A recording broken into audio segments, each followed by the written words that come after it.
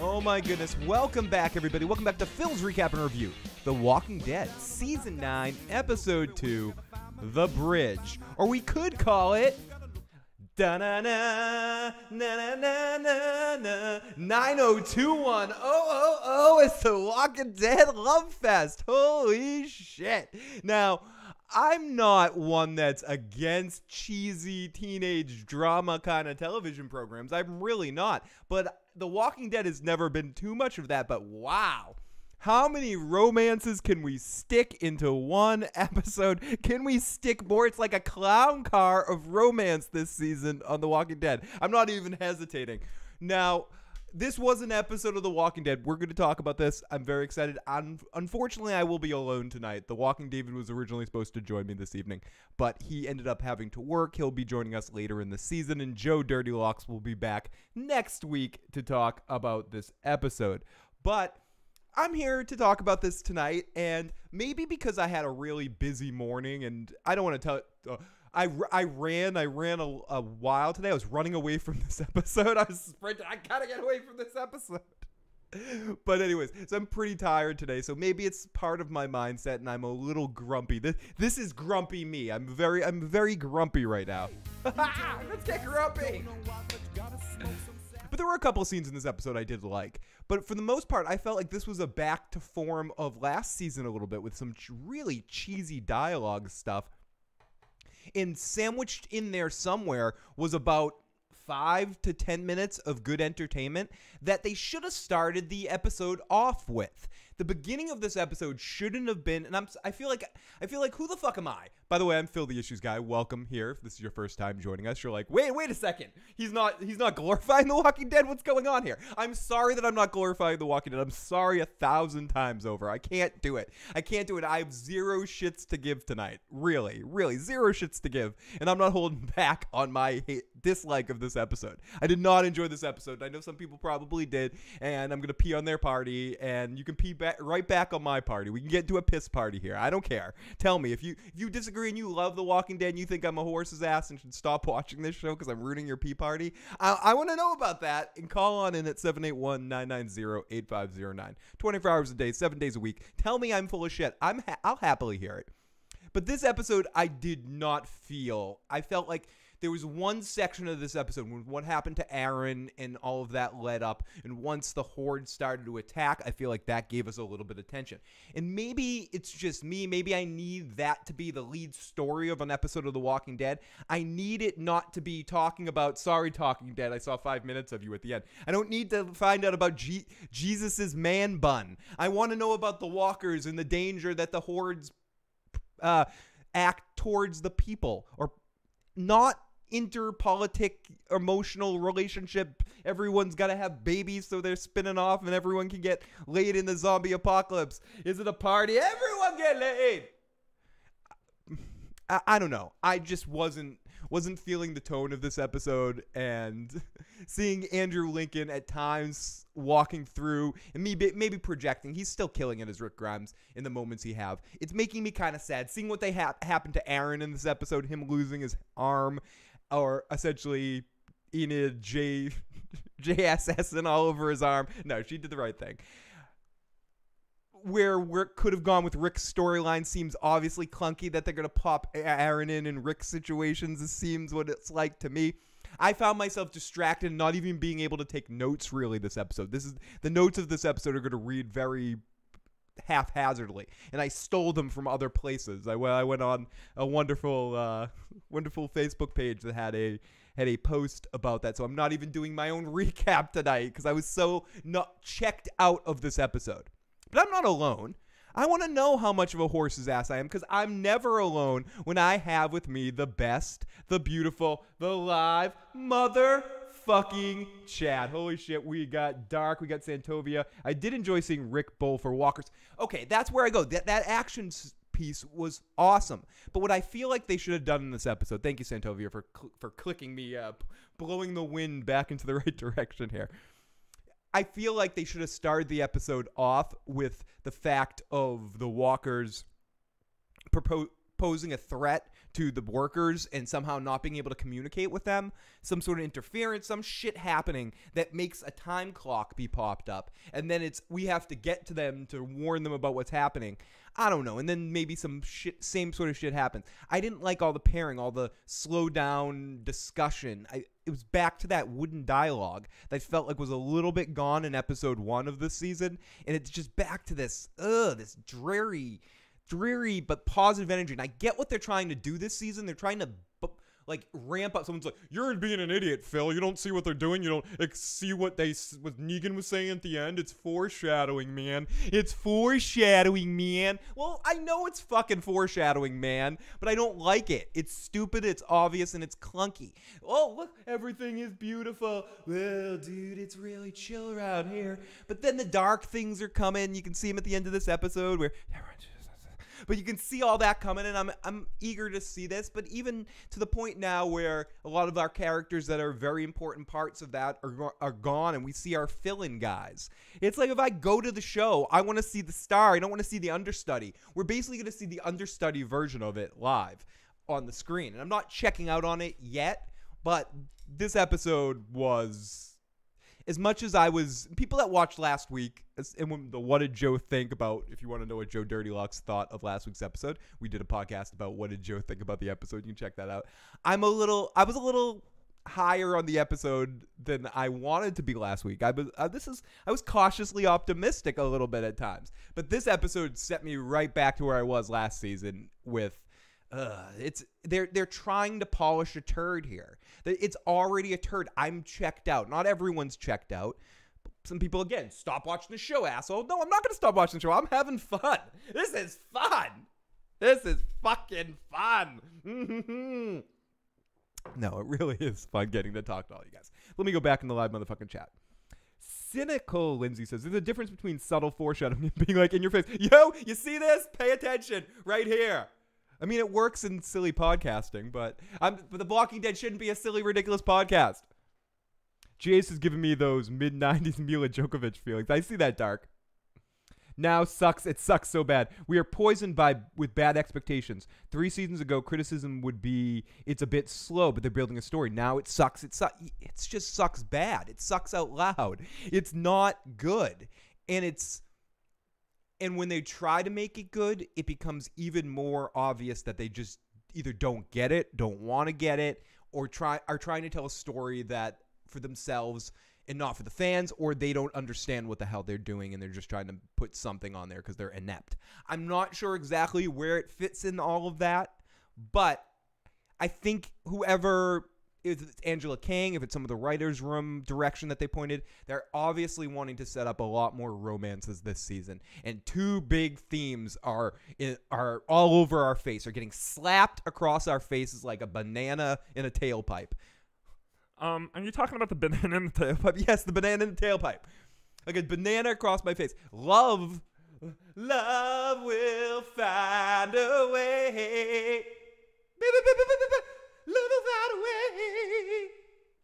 And it's a whole new world.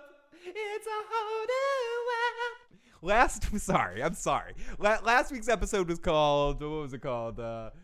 Friday the 13th, A New Beginning. And this episode should have been called A New Beginning because they just kept talking about a new beginning. And it was almost like a second pilot here at the beginning. Now, because the last episode started off, this is Rick Grimes. I'm the Flash.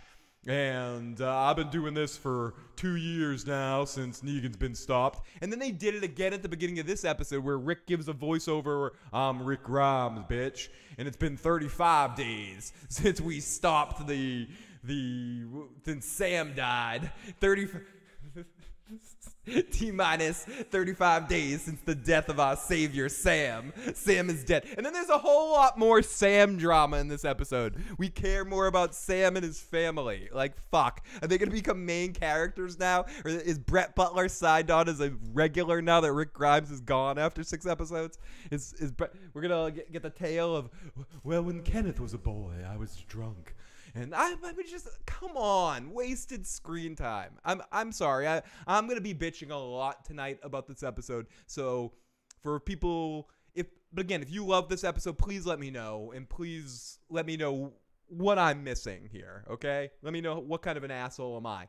The Ezekiel and Carol stuff, as much as they're probably the only couple I buy because they have chemistry on screen together, still, some of the dialogue in those scenes are just straight up awful. Again, 90210. It's like David Silver and Donna Martin. He's like, oh, Donna, I got the ring.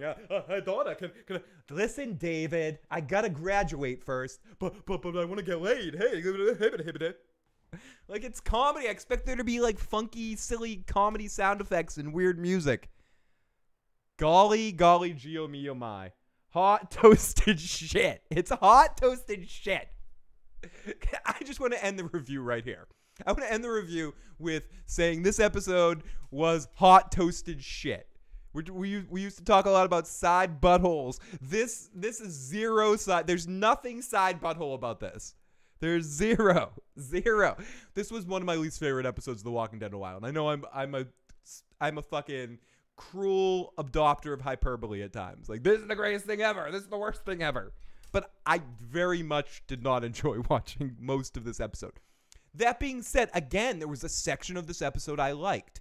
When the walkers started attacking and it turned into the fight action sequence, and then Aaron loses his arm and Enid has to step up and JSS all over his arm, all of that stuff kind of worked for me.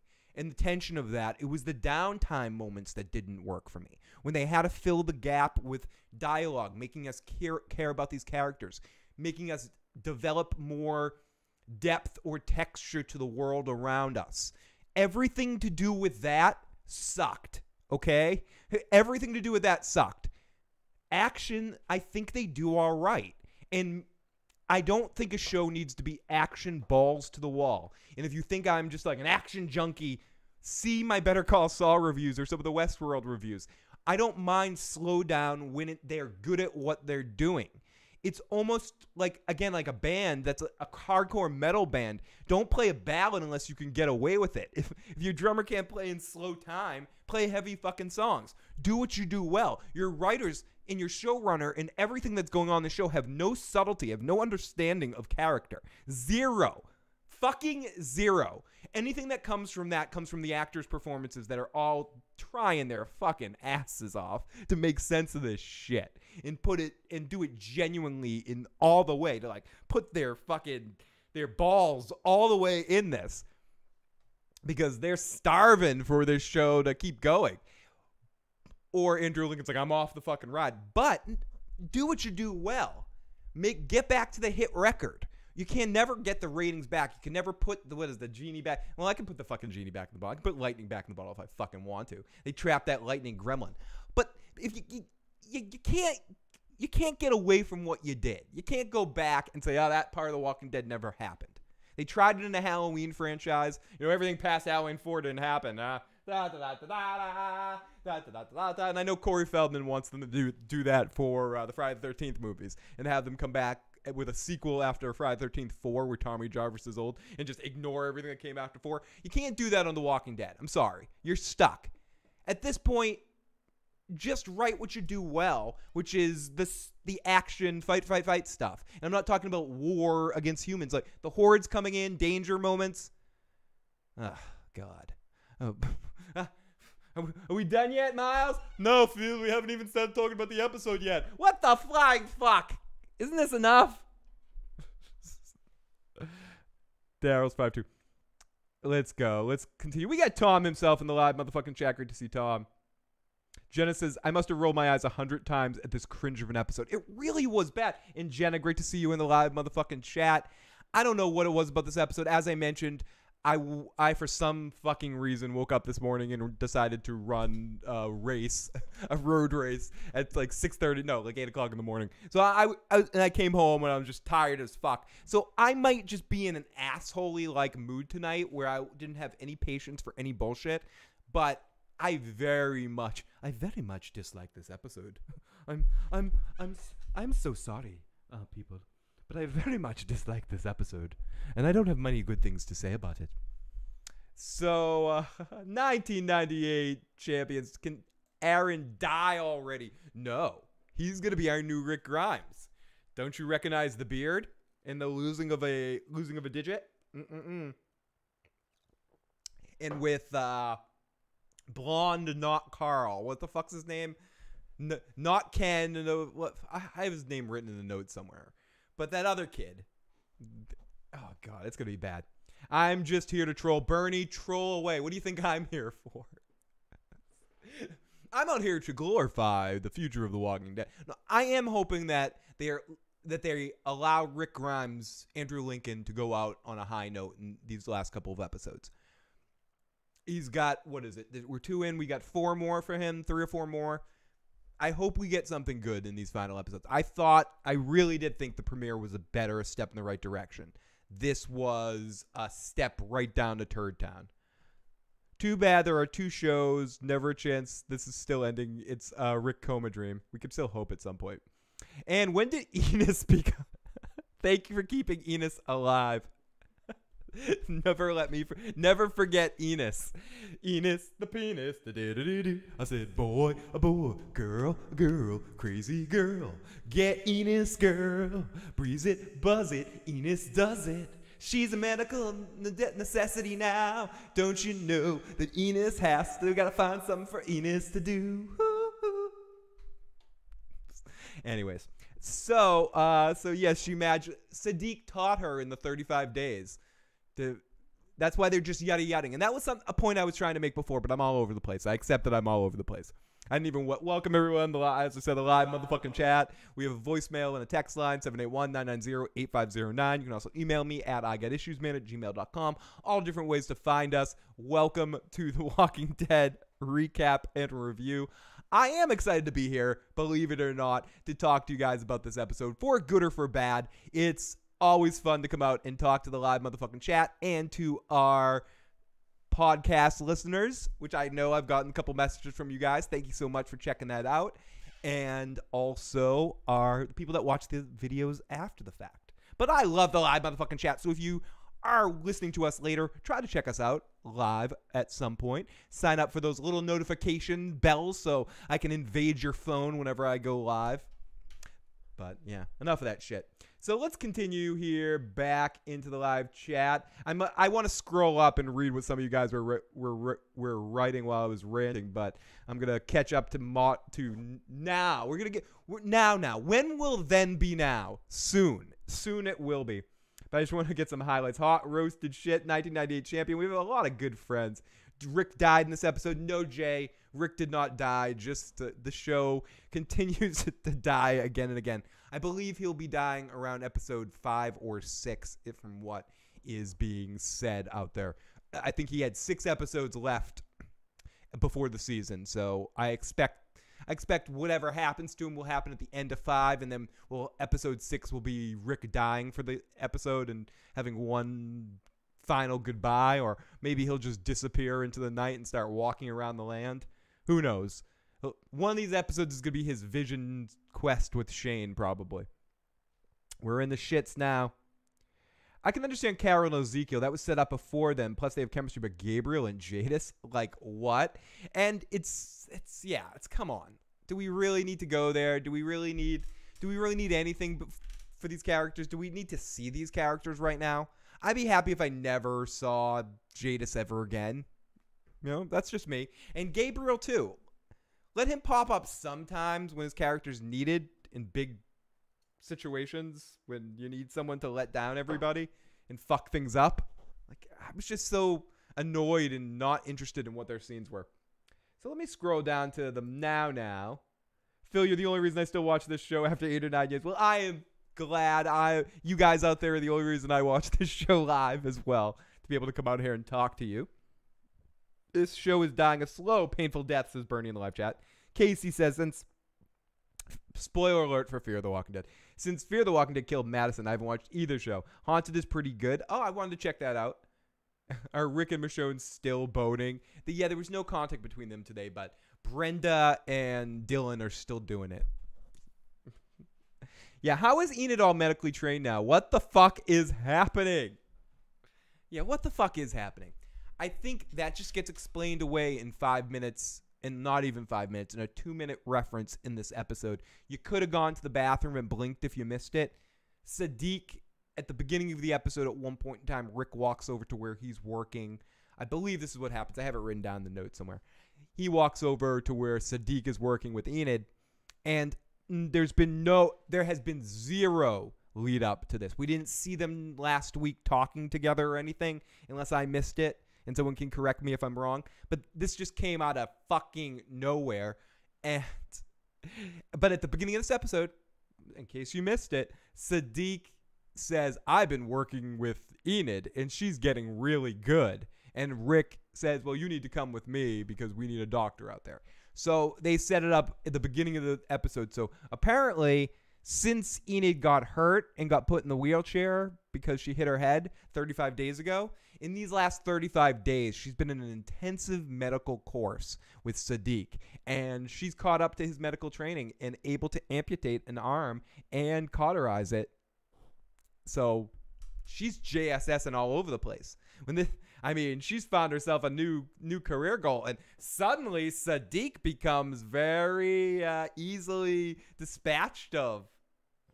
Because we have Enid, and everyone loves Enid. She's just so wonderful, and she can sing to her patients too. She can pull out her guitar and sing songs. It's gonna be so lovely. The remainder of the season is gonna be so lovely when Enid becomes such a focus character after that annoying inconvenience of Rick is gone. You know what? Once we get Rick out of there, we're gonna have plenty of time to focus on really important characters like Enid. I'm so fucking excited for this back half of the season. Can we just get Rick Grimes out of there? Because he is definitely not the best thing about the show. Not even for a fucking second.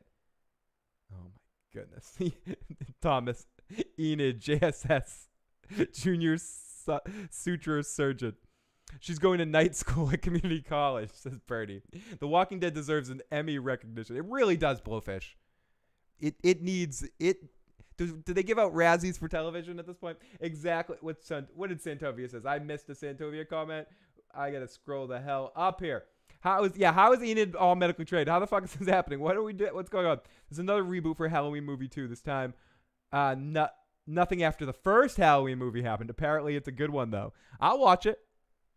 I'm okay with soft rebooting or whatever the hell you want to call that, especially when it's the same cast. You get Jamie Lee Curtis back in Halloween. I don't have a problem with that. JSS and all over my face. Just because you do a time jump 1 year later does not give you the excuse to just hand out arcs to characters with no explanations of how they got there. It's just lazy, Cynthia. I'm never getting rid of JSS. Michelle Brown says, one of them's got to go. The show can't have more than one doctor. Michelle. Michelle Brown knows. What's up, Cattigat? Great to see Cattigat. Glenn was the best part of the show. Glenn was an amazing character. That's one of the reasons why I have him on the screen right now. I think that Glenn episode, or when Rick is first introduced to Glenn in the beginning of the series, I think that was one of, looking back in The Walking Dead now in a time capsule, I think some of those that episode might have been one of the best moments, like when they have to cover themselves in guts that first time and walking through, and Glenn's levity through the series, which ultimately leads to him getting the car. I love Glenn, especially early seasons Glenn. He was one of my favorites as well. What's up, Paul Q? It's sad that it's getting so much attention than Preacher. Last season was fucking awesome. Metal as fuck. I've not watched Preacher yet, but it's a good point. We were talking a lot about that last week with Better Call Saul. But AMC has so many better programs with Preacher and Better Call Saul, just to name a couple, that Walking Dead gets this kind of attention of a whole Sunday night dedicated to it, and then Fear the Walking Dead, a whole other show dedicated to it. It's I wish they would pay a lot more attention to some of their better properties and give them the same arc, but give them the same attention and push that they do The Walking Dead. But that being said, maybe not, because I'm not going to take away the attention off the team of The Walking Dead, because Vince Gilligan and his team have been able to manage to keep their credibility in 2 shows. But I'm sure it's a marriage of how can we milk this cow for as long as we can. And it definitely has felt and turned into that, and especially at this point where your main character, the central figure on the Walking Dead universe with Rick Grimes, is leaving, and you're not choosing to end the show. You didn't make a compromise when he was like, I want this to be the last year. We should really end the show. Write me off. They didn't say, oh, fine, stick with us for this last season and we'll conclude this last season in a really strong way. We'll just finish things off. Instead, they're like, okay, we'll kill you after 6 episodes. And, I can't wait to do some new stuff minus Rick. We've been hamstrung all this time, these last few seasons, with Rick Grimes. This is really going to open things up. My fucking ass. Tara's purpose. What's up, Tim F? We got everyone in the live motherfucking chat. They gave Enid a medical degree and now Tara has a purpose too. Fuck my life. They're handing out purposes all over the place. Remember, as I was saying last week, it's participation trophy on The Walking Dead. Like, we have so many characters that are beloved. We need to give them all a moment, like the Beatles each get a song in their albums. We even need to give Ringo's something to do. So let's make Ringo a doctor. For The Walking Dead, it really hurts to lose those important characters when they don't replace them with equally great ones. No development towards. They're just following the beats. And that's what I think is the biggest problem with The Walking Dead as a whole. If we look at it, they did a good job at establishing some of those original characters, but when they introduce some of these secondary, or not secondary as in not as important, but this second generation of characters that could have taken over the show and brought it into a different chapter if you wanted to take away some of the older characters, they didn't really know what to do with them, and they sort of write them all stupid. Or they got rid of them because they didn't know what to do with them. Like with Tyrese. They just didn't know what to do with him, so they made him be stupid standing in a room and get bit. There's so many moments and so many characters, and then they had him sitting on the bench and running in circles. They don't replace, or with Jesus is never translated right on screen, so I don't care about it, and they just introduce it instead of establishing it on the show as in a way that someone that hasn't read the books could understand who the characters were. They almost expect that everyone watching the show understands the backstory of some of these people from the graphic novels. And because of that, we don't really need to do much building of these people. We can just have them be, hey, remember this face or name? Or maybe I'm even giving them too much credit. Maybe they just don't know how to develop characters. Maybe there's been so much crossover and so much passing the torch on showrunners and everything like that with The Walking Dead that it's just hard to continuously make entertaining and engaging characters. And they just failed. They've just failed. Okay, so I guess on that note, we should cheer things up, right? Let's cheer things up and talk about something else. No, let's talk about the Nightmare on Elm Street series. Nightmare on Elm Street series is one of my favorite of all the slasher series stuff. Freddy Krueger, Robert Englund is just a dream of a character and a dream of an actor playing that role. So many of the Nightmare on Elm Street movies, I think, are exceptionally well done, even the comedic, silly ones. I think there's less that are shitty. I think if we go through them all, we're really going to look that it's not even a rhyme or reason that the early ones are good and the later ones are crappy. It seems like just random ones just happen to be crappy. You have the first movie, and the first movie's really awesome. You get Heather Langenkamp, or is that her name? I believe. I'm probably mispronouncing it. She's in that one, 3, and then A New Nightmare. She's exceptionally great. She was also on Growing Pains and spun off to the series Just the 10 of Us, which Just the 10 of Us, a weird little touch is some of the other girls in the Just the 10 of Us families were also in the Nightmare on Elm Street series. One was in part 4, and I believe one was in part 5 as well, which is a weird connection back to Just the 10 of Us and Nightmare on Elm Street. One of them was the girl that gets crushed in the bug bomb in part 4, I believe that is. The girl that the workout girl. So the first movie's really good. It takes stuff a little bit more serious than the future movies. Freddy still has some funny moments, but it's a really good first movie in the series that sets the standard, and it ends up coming back several times throughout the series, whether you go into A New Nightmare or you go to Nightmare on Elm Street Part 3 when Nancy comes back, the house comes back. Oh, so everything's iconic about that first movie. The second movie, I think, all in all, is probably my least favorite. There's not as many Freddy kills. It doesn't really fit into the structure of the rest of the movies, and it's just meh. And I'm not really a big fan of it. Wait. What was that? I need to go. I need to start talking about Nightmare on Elm. I'm Friday the 13th now. No, I need to start talking about The Walking Dead again. Oh gosh, do I really need to? Can I keep talking about Nightmare on Elm Street? Because I really want to share my thoughts about the Dream Warriors because that's my favorite. Okay, I'll recap it. Recap.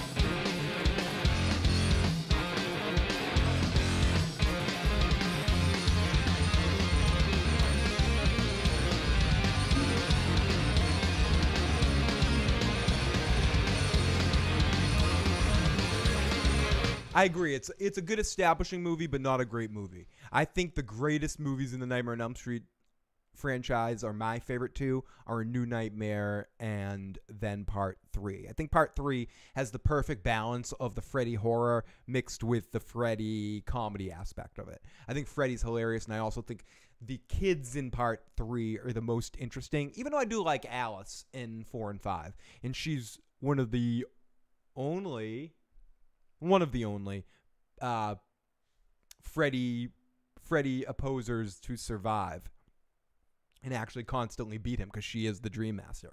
So yeah, I mean, I have a high affinity for the Friday the 13th series. Okay, recap. All right, Jean-Luc Picard. Cisco, Shinway, Archer. I know I didn't mention Johnny Depp, because it's not really Johnny Depp. It's like I don't consider Johnny Depp till 21 Jump Street. Whatever that kid is, I believe that is Johnny Depp's very first acting job though.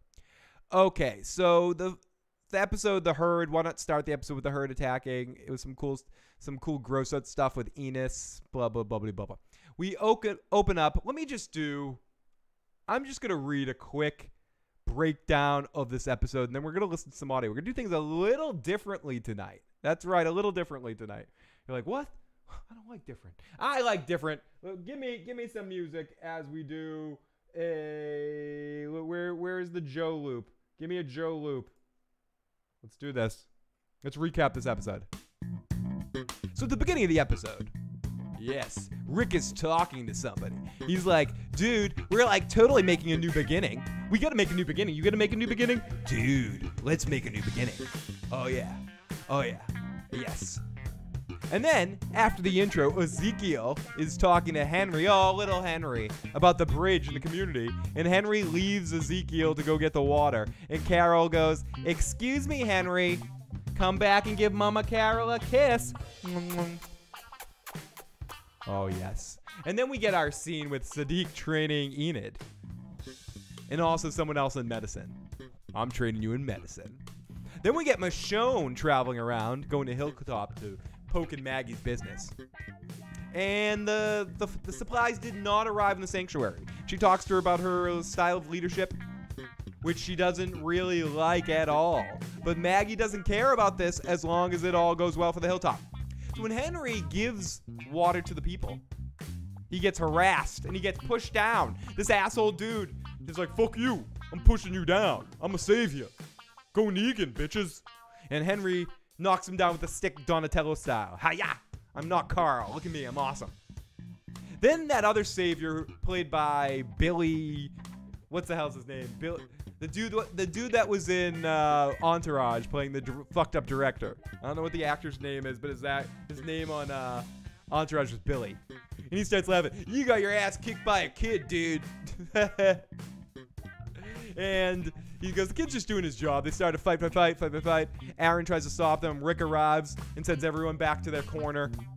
Puts everyone in the corners. You get in the corner, you get in the corner, you get in the corner. Then Rick and Daryl talk. And Rick says, are you on the same page? Or are we on the same page, Daryl? I don't know, Rick. You fucked up the game.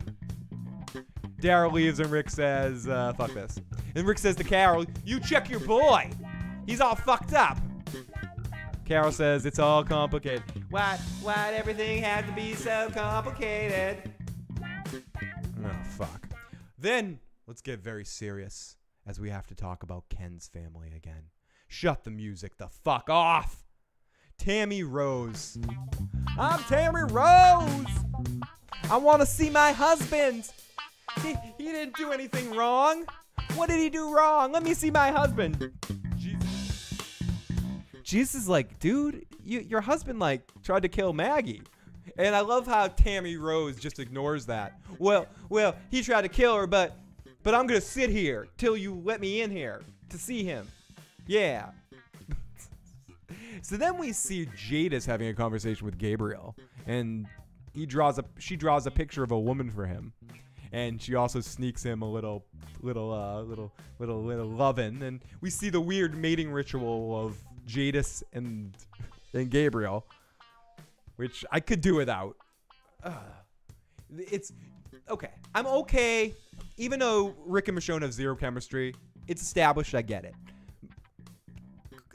Ezekiel and Carol, I'm all right with whatever. Okay, they actually have final chemistry, but similar to one drink over the legal limit, I'm one drink over the romance limit right now in The Walking Dead. They didn't need to squeeze one more the fuck in, and you want to bet they try to squeeze another one into before the end of the season? It's happening. It might have already started. This is fuck. Jadis' name is Ann now. Her mama named him Jadis. I'm going to call her Jadis. You must be out of your goddamn mind. Your mama... Fuck you, and fuck you. Who's next? I'm such a lightweight.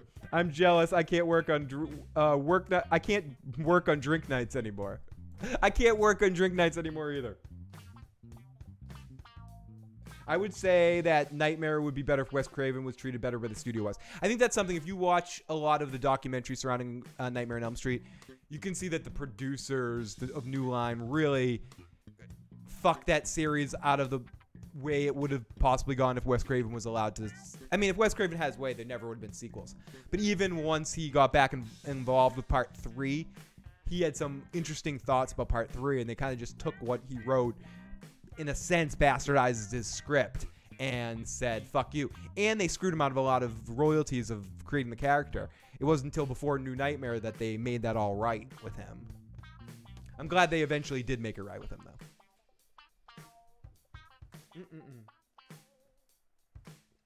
First movie, Dream Warriors and Dream Master, is my favorite.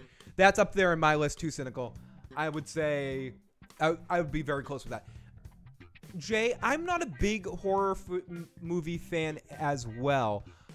I am a Freddy fan. It's interesting.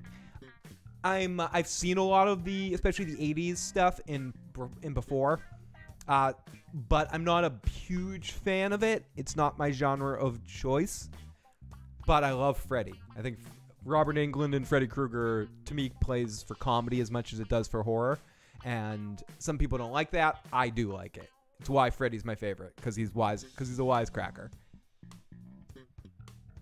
Wisecracking son of a bitch. Tom says, Phil, you look really weird without your beard. I can't even look at you right now. I turned the audio on. I'm just looking at the audio. I can't look at your weird face. You look like some dude hiding in the bushes looking at me. Going, hi, Tom. Hey, Tom. You want to talk about The Walking Dead? Let me get back. He turned them shits off. I will check my messages after I'm done with this recap, Jay. We'll get Jay's voice in the show right now. Pretty soon. So, let's continue. Rosita and... Well, I don't know what the other girl's name... Oh, wait. No, we had... where was I? Oh, Anne, excuse me, has a conversation with Gabriel, and they draw a picture, and they stroke each other's hands. And it's getting hot and heavy. So then we get a conversation between Jesus and Maggie. Jesus says, Maggie, I swear. Some decisions are too big for one person. We get Maggie's baby, who's pretty fucking cute. And then we get a conversation with Tammy Rose. She wants to see her husband, Tammy. Tammy knows he makes mistakes, and she forgives him. She's out to see her husband, and I forgive you. Tammy Rose, forgive you. And then we stop the music. We spend 20 fucking minutes, what seems like, with these two in the prison cell talking. And then Maggie's watching. I don't care about these two characters. I don't want time spent on them. I'm sorry. If people are really feeling the Ken, you're never never going to play Street Fighter the same way as someone in the chat said last week. If you're really emotionally affected by this loss of Ken and you're relating to his family and you want to know and you really care, I want to hear about it. Tell me how much you care about Tammy Rose. Were you a big Grace Under Fire fan? Do you care so much about Brett? We got Brett Butler. We need to write more scenes for her. We need to motivate all Maggie's actions by how she deals with this fucking couple. Oh my God. Gabriel and Ann are a thing now. Okay then.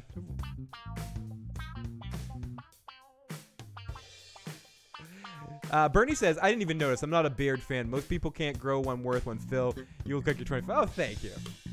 I'm like almost double that, so I appreciate that. Whenever I get carded now, I just thank people. I'm like, thank you. Thank you. But no, I appreciate that. I like going back and forth. I'm a switch. Wait. Too much information. Let's continue. Go to burn one down for another catfish picture. If you want to see all Bernie's catfish pictures that she has lined up, you can check that out. Of course, that's not Bernie. Bernie's actually a 64-year-old dude that lives down in South Beach and wears leisure shoots all day. It's actually, yo, Bernie, what's up, Bernie? It would explain why Bernie and I are so in line.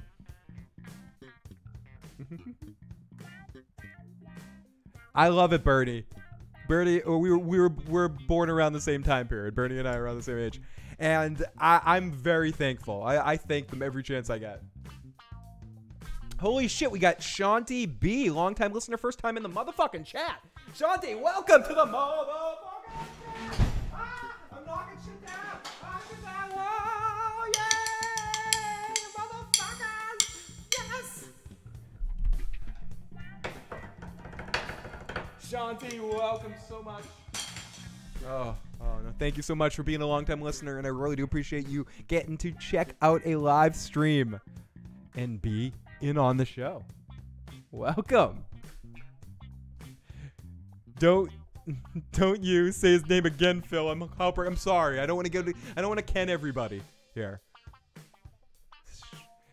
Thou who shall not be mentioned again. The boy, the savior, Ken.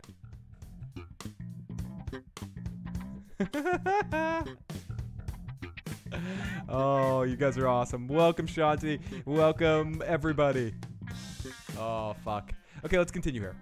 So, a conversation with Jesus and Maggie, yada, yada, yada. So then we get Rosita, whose clothes look very well ironed. But anyways, Rosita is, they're hanging out with some explosives to lure a horde of walkers in another direction. It's this plan where they're relying on one of these other saviors, the dickhead savior.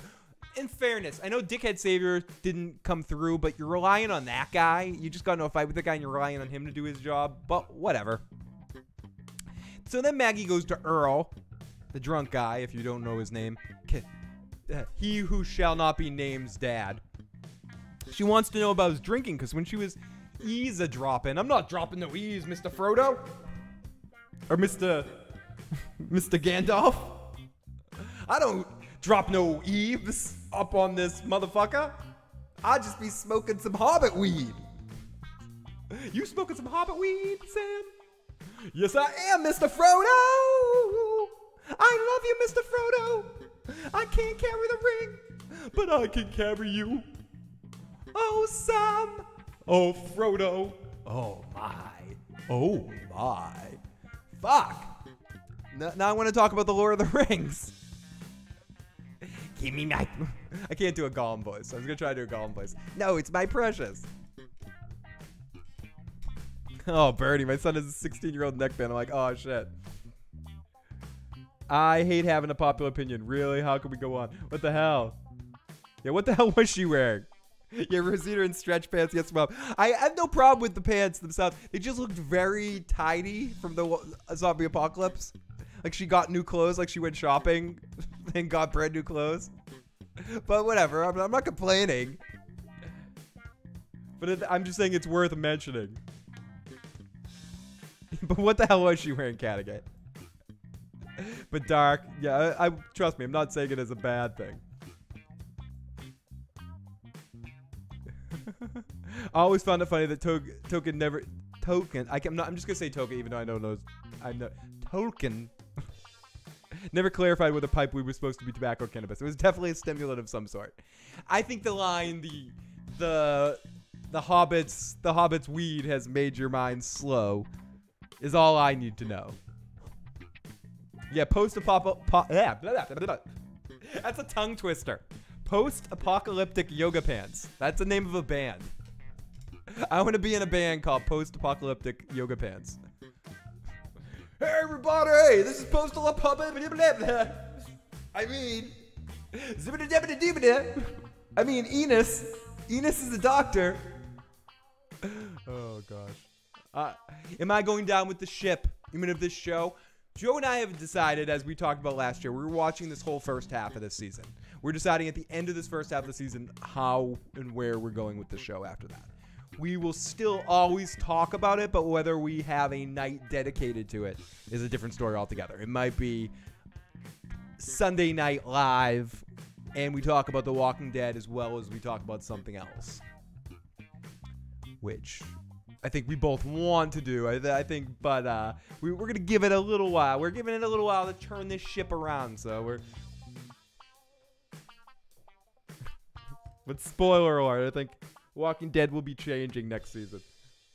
Oh, the music's over, and I wanted to finish my recap by the time that it played, so I guess I need to play it again. Let's play this one. That's Dr. Enos the Penis to you, Phil. And that is a new band name. It should totally be a band name. Oh no. Oh no. Let's play. Play me that Joe thing again, Phil. Do it. Play me the Joe loop one more time. Atari says, I'll always be stopped by this channel to see what new shows you guys talk about. Either way, you guys never run out of things to talk about. Thank you, buddy. That means more than you know. Paging Dr. Enos. Dr. Enos the Penis. Please come to cardiology right away. Enos the Penis. Cardiology. Psh, this is all.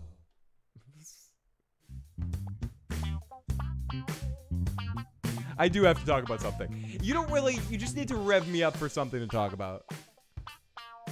So, Maggie goes to Earl. Maggie can relate to the alcoholic thing, and he goes, "Why didn't you kill me? Why'd you kill that other douche? Why'd you kill me?" And she says, "Well, did I make the wrong decision, asshole?" And he goes, No, I'm just asking. So then we get Tara. She has a cool seat at the top of a crane. She gives a few jokes to Rick, calling him Daddy Bear or Teddy Bear or whatever the fuck she calls him. And she's back to her funny comedy ways, that wacky girl. Those wacky Mastersons. So then we get Jerry launching a siren to lure the walkers to another point. Now, Aiden talks to Rick about how he has a beautiful singing voice. And about the sanctuary, and that some people are missing, and they've just gone disappearing. Where are these sanctuary guys? They're all gone. These aren't the kind of guys that disappear. They're off the face of the earth, and I'm on the pulse of both people, because everyone loves me. The sanctuary loves me. Everyone loves me. I'm going to be a new main character once you're gone, asshole. Look at me. I'm the new face of The Walking Dead. Aren't I pretty? Ding. Then Tara warns Rick that the Horde's coming. It's kind of an interesting scene. This is probably, all jokes aside, the best section of the episode when he's talking to Aiden, trying to have a conversation with Aiden about what's going on in the sanctuary, and Tara is being an annoying fucking mouthpiece on the radio, like, Rick, blah, blah, blah, blah. I actually felt, okay, time to shut off the silly music. I actually felt in this moment a sense of tension, like that there was a time clock, like there was something going on. It felt a little different, a little new, a little counterpoint to just the norm bullshit going on. And I'm not even a huge Tara fan, and I'm not a huge new Aiden guy fan. What's he, Carrie Bradshaw's boyfriend? Aiden? What the fuck? Fuck this guy. Is it Mr. Big? I was always more of a Mr. Big guy. Fuck Aiden. But anyways, did you... I'm fucking fucked in the head tonight. So What the fuck was I talking about? I felt like this moment was the one time in the episode where I felt something. And I think it's because of outside forces giving us some sort of time clock, giving us some sort of edge to it. And I think The Walking Dead always works better in those contexts for me, especially at this stage in it. When you try to slow down and get any meaning behind anything, that's when the show is like a fart in the wind. It just dissipates. There's nothing that happens. Nothing sticks against the wall. Nothing makes us feel more about these characters unless it's an actor motivation.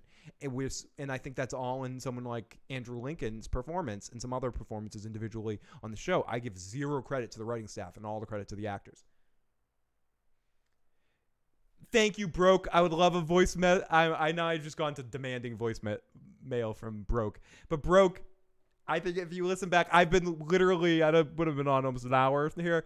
I've been almost literally bitching for the whole hour about this episode. This was one of my least favorite, I'll say it again, least favorite episodes of The Walking Dead in 3 seasons. As much as I thought last week's episode was better than season 7 and 8, I thought this was back in the pile of the lower half episodes of the past 2 seasons. I thought this was a turd of an episode of The Walking Dead. A gigantic fucking turd. Luke's the new fighting crimes from within philosophy is the complete opposite of Frank Castle's no compromise evil philosophy. We need a team up of Colleen and Punisher to go destroy everybody. Can we add Colleen? Since thank goodness it looks like the era of the Iron Fist is finally over. As I'm just jumping around topics tonight, I don't just give a fuck. Can we? No spoiler alerts. Can we add Colleen to the Punisher? And just keep Finn Jones away, just to keep Colleen on an interesting show. Cadigan says, exactly, Phil. I felt a bit uneasy in that scene. The shaky cam during the herd crash and the log party fucked up the whole sequence. It did fuck, and that's the whole thing. They fuck up good sequences. Even that action sequence when Rick's team comes rolling in is pretty interesting, and they lead it up big. And I didn't mind watching Rick roll down some walkers. I thought that was visually all right. It's a little silly over the top, but I don't mind that. That's the kind of shit that you forgive if the rest of the show is good. And if it's not, you can easily pick it apart and go, oh, that was fucking, oh God, it took me out of the moment. But I think something within the way they were doing that, counterpointing the scene and having 2 people talk at the same time and creating this tension, this disorganization, I think within there is something to explore to make a whole episode entertaining. If you can perpetuate that feeling through a whole episode, I think you could have something, but I don't think they're smart enough. I think it's not lightning in a bottle, shit on a wall. Like they threw a bunch of shit on the wall and one thing just happened to stick because someone ate something fiberish.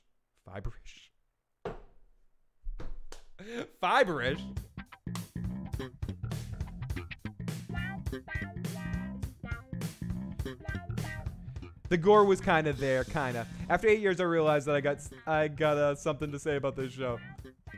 Tom himself. Can I send audio shit through Discord? If you can send an audio clip through Discord, that would be awesome, Tom. If you have any way to send an audio clip that way, I probably can play it.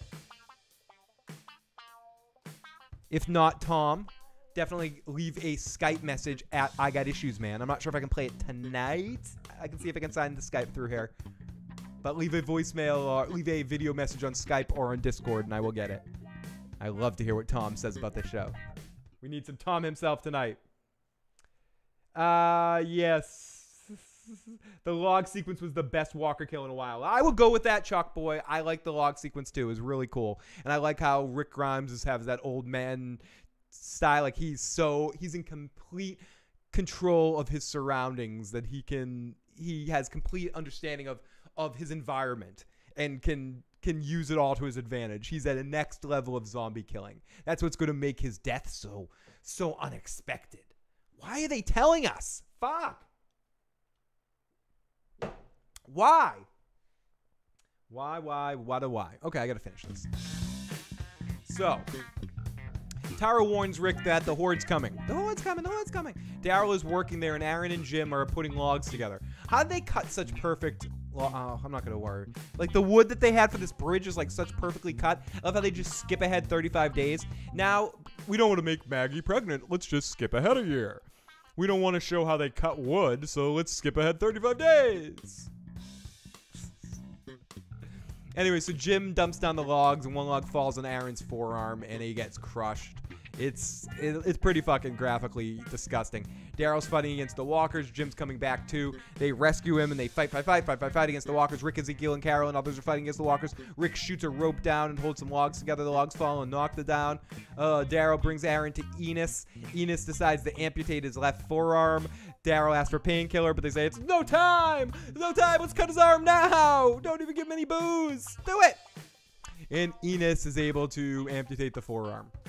So another fight with Daryl and Justin begins because Justin's fault that all this happens. He runs in where this dude's talking to Carol, and Carol's bitching him out, but Carol stops the fight, and Daryl says, listen, this is how you have to deal with these fucking saviors. You just have to beat the shit out of him. This dude's an asshole. Let's fucking kill this dude. Let's hang him like let's send him to the hilltop so Maggie can hang him.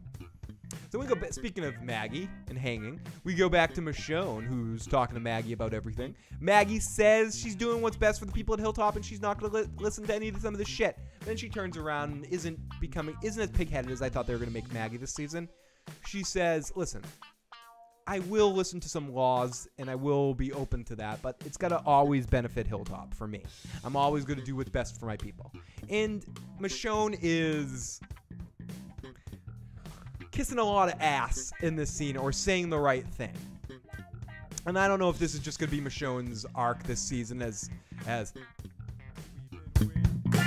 we've been waiting for so long, and Michonne's got some laws to stand by me. Now with passion in her eyes, there's no way to despise secretly. So we take each other's land, and we pass out the laws of the land, and it's humanity. Just remember, it's the one thing I can't get enough of.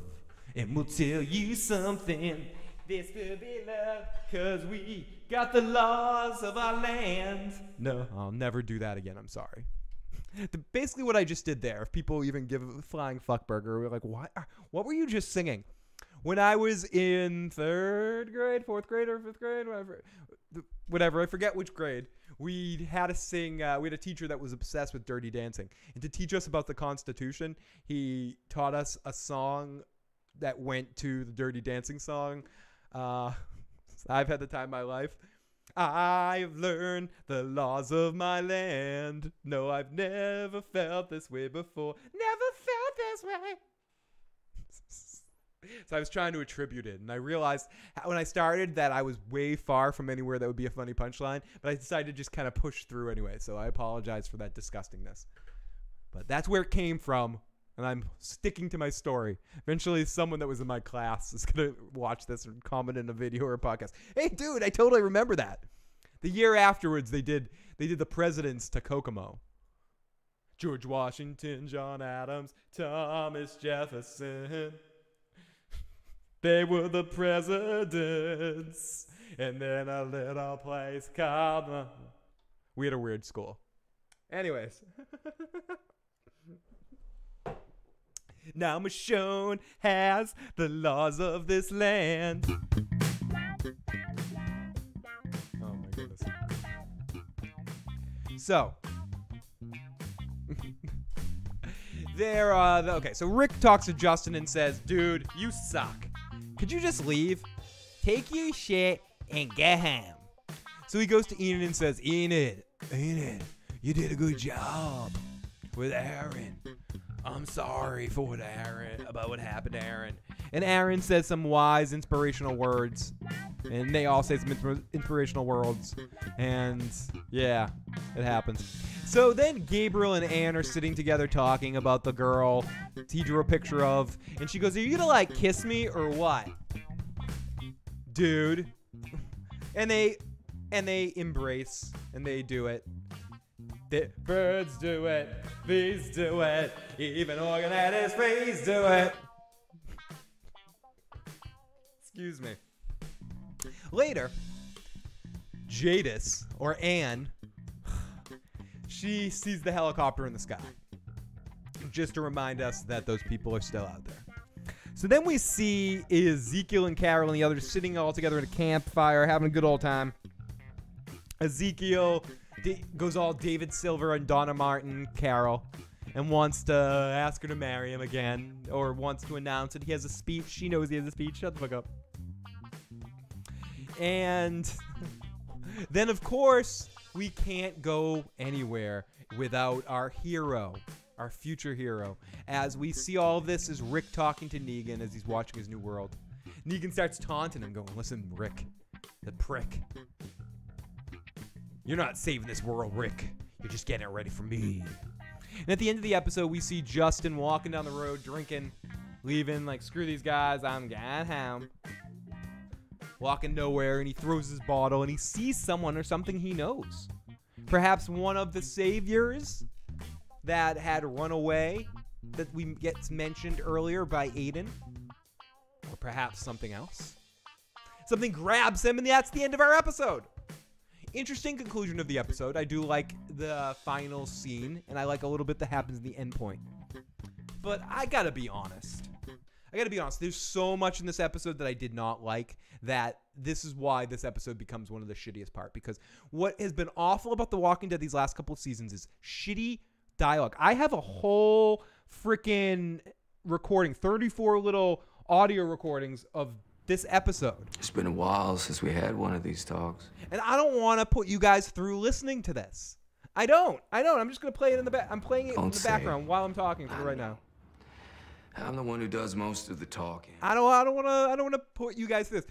It was boring, horrible dialogue, forced moments of subtle entertainment, and overall, I am not feeling this. That's why I'm not giving it a full recap. It's not deserved of our time to break down the scenes, scene by scene, carefully. I wanted to just kind of go through everything that happened in this episode. Now we're going to open it up to some questions and comments, and I'll rip this episode a new one, have a little roasty time, or have a good time talking about this, or someone tell me how full of shit I am. We're going to go to the voicemails, play some voicemails, babble for a little while, and try to forget this night ever happened. And come back next week, where we have Joe Dirtylocks coming back next week. And hopefully Joe can make some sense over these last couple of episodes of The Walking Dead. Oh, sorry. I still got some audio. Listen. There you go.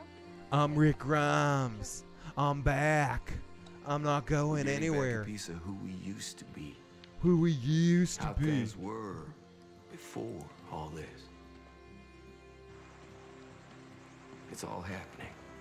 It's happening faster than ever. We're not just fighting to survive. Guys, what's your rating of this episode? Mine is a 6.5. If I was ranking this compared to some of the best Walking Dead episodes, I would be even probably a little harsher than you in the 6.5. I would probably say this episode would be a 5 or 4.5, a 5 for me. I really didn't like this episode. This would be on my lower half of all time Walking Dead episodes. It would be in the conversation.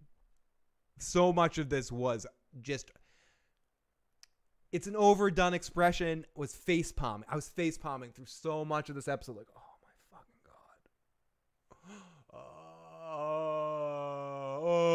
god. I'd rather go back to watching reruns of Rock of Love on Amazon Prime. Fuck.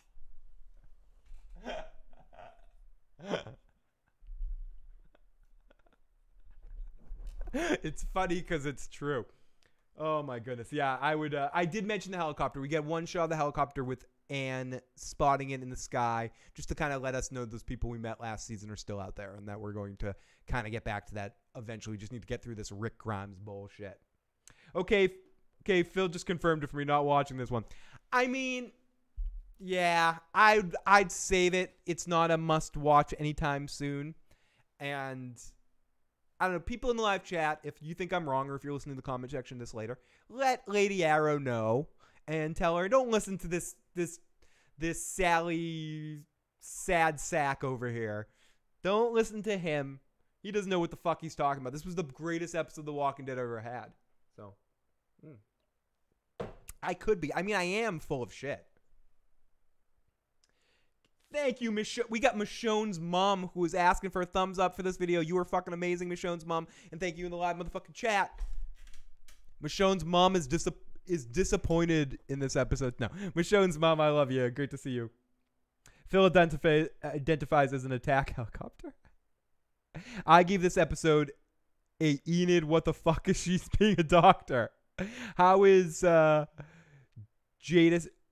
and Rick and Negan the only ones that see the mystery helicopter? It's very true. Oh, do we have Nick fucking Diaz in the live motherfucking chat right now? Is Nick motherfucking Diaz in there? Lots of love to Nick Diaz if he is here. Lots of love, a half-ass fucking voicemail.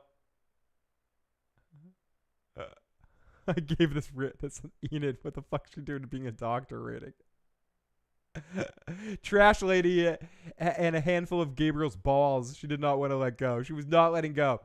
1998 Champions said, this show jumped the shark when they tried to pull a Jon Snow death with Glenn under the dumpster. The show's never recovered. And once Negan showed up, it got worse. My rating is a 4. Centovius is a 5.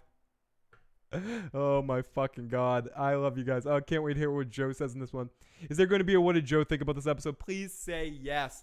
Hopefully Joe left a voicemail for us about this episode. If not, I will try to get with Joe this week to do a what did Joe think. If not, we will definitely get Joe's thoughts on this episode at the beginning of next week. Hopefully we will get a drunk Joe being angry at me next week in our actual time talking about me forcing him to watch The Walking Dead. But no, we will try to get a what did Joe think about this episode as well, or at least for some moment. But Joe and I might have a little trouble catching up this week, but we'll do our best. Lady Laura Dane, great to see you. I think Rick gets taken by the helicopter so we don't get the joy of watching him die. That's definitely a possibility. I give this episode 3 Enuses the penises. Cynthia gives it 3 Enis the penis.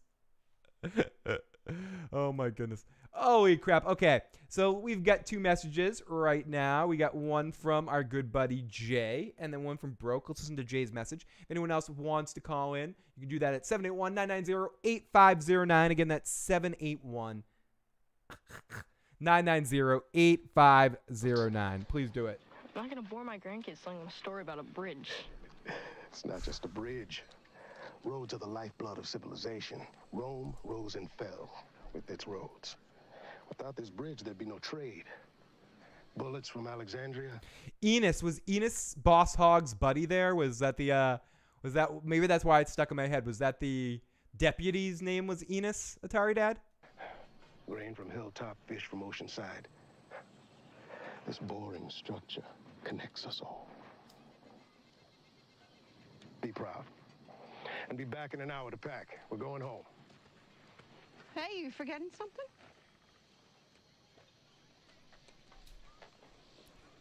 I'm sorry. I'm just playing some of the dialogue. I need to eat a sandwich, here? and I need to punish you guys.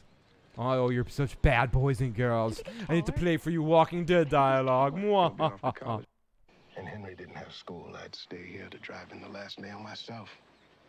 No. That'd be the only reason you'd stay. Holy shit. One other. Mm-hmm. Joe, your ears must have been ringing. We were just talking about you. People were hoping we were going to get a what did Joe think about this episode? And we will try to get one in on one of the mornings maybe Friday or Thursday morning if we can.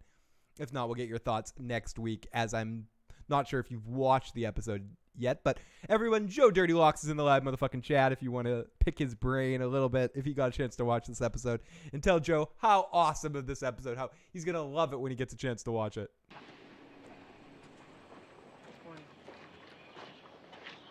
Sanctuary's not And Joe Dirty Locks will absolutely be with us next week, next Sunday evening, for the first time this season of The Walking Dead, to fully enjoy episode 3. So I'll be heading back there after. Thought that might be the case. But it still doesn't. I know. Fairy tales end with heroes living happily forever. But in the real world, in this world, it's about finding the small moments. Getting to have as many of those moments as possible. This is just goodbye for now. I'm not giving up on the fairy tale. Hell no. Yes, Jay. When I set up the event, if I end up doing it, I will add. I will add it to a playlist so it automatically gets posted to Twitter as well. Let's continue. Makeshift levee upstream, given the current rate of spring runoff, I'd put its expiration date at another 6 to 9 days. After that, it's slam, blam, sayonara, cofferdam. How fast can we have those supports ready? Well, ditto on the 69, but if we boost our juice and shed the lid, I think we can beat it. Good. I'll talk to the foreman, make sure we do. Scouts got back. Horatio's gonna pass us by. I mean, I know some of this is supposed to be just watching everyday life here and what's happening, but to me, this stuff is tremendously not interesting. You're almost skipping over some of the interesting parts on the 35 days, like what are the direct results after what Maggie did. That's what I want to know. I don't want to know, excuse me. I don't want to know how the bridge work is doing. It's almost like you either take 0 time on The Walking Dead and 0 time passes by and everything, like a whole 3 seasons happen in the matter of a week, or you're skipping 35 days in an episode here. I mean, one episode in between episode 1 and 2 of this season was 35 days. Right after Maggie hangs out, what is the immediate after effects of Rick and Michonne there after they saw this guy get hanged and they were both fucked over about, or not both pissed about it, or both not feeling what Maggie did? Did they confront her right away? Does Daryl keep them away from him? It's almost like when we get Rick and Daryl having a confrontation in this episode tonight, it's what happened right afterwards. Did they just piece the fuck out of Hilltop right there? Or they wait till the morning? Did they say goodbye? Did they mention we don't like what you did? It would have been fun to see those confrontations, see those moments, because that's actually drama we care about. Instead, last season, you get to see, oh, someone's going to take a piss. That's a whole episode. Someone going in the woods and take a piss. That's 3 or 4 episodes in the woods with Enid taking a wee-wee with Carl. But no, we can't see the immediate reaction after Maggie decides to hang someone and goes against what her friends would want her to do. No, that wouldn't be interesting. It'll be close. We got head count? 100 and change. Why, you think we should push the blasting? No, if we wait, we'll wind up drawing that other herd. Margaret. Right. And that one's 5 times as big. Felicia.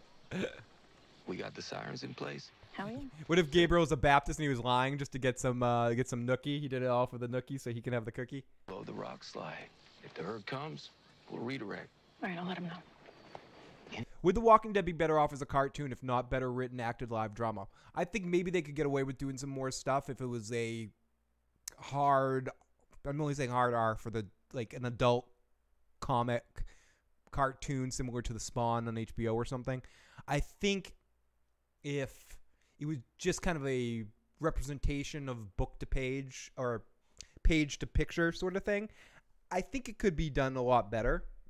I mean, I'd like to see that besides the show and have them do a animated comic book series of more of a representation 1-for-1 for what happens in the books. I think that would be very good. It wouldn't have been a poor idea. I think you see how that works with the Walking Dead video game, where that universe works and feels living and breathing. And I love the animation style, and you can go darker and crazier in some ways, but I think that's a good thought. Well, those walk-offs. As of head count this mañana, we're down 1 more savior. That's 6 in the past month. I'll talk to Carol about it. Roger that, and Wilco. You're lucky it's not infected. Next time, come see us right away. I know, Tom. I just felt stupid. Peeling a potato. Okay, well, let's listen to Jay's message before I forget. Here, listen to Jay.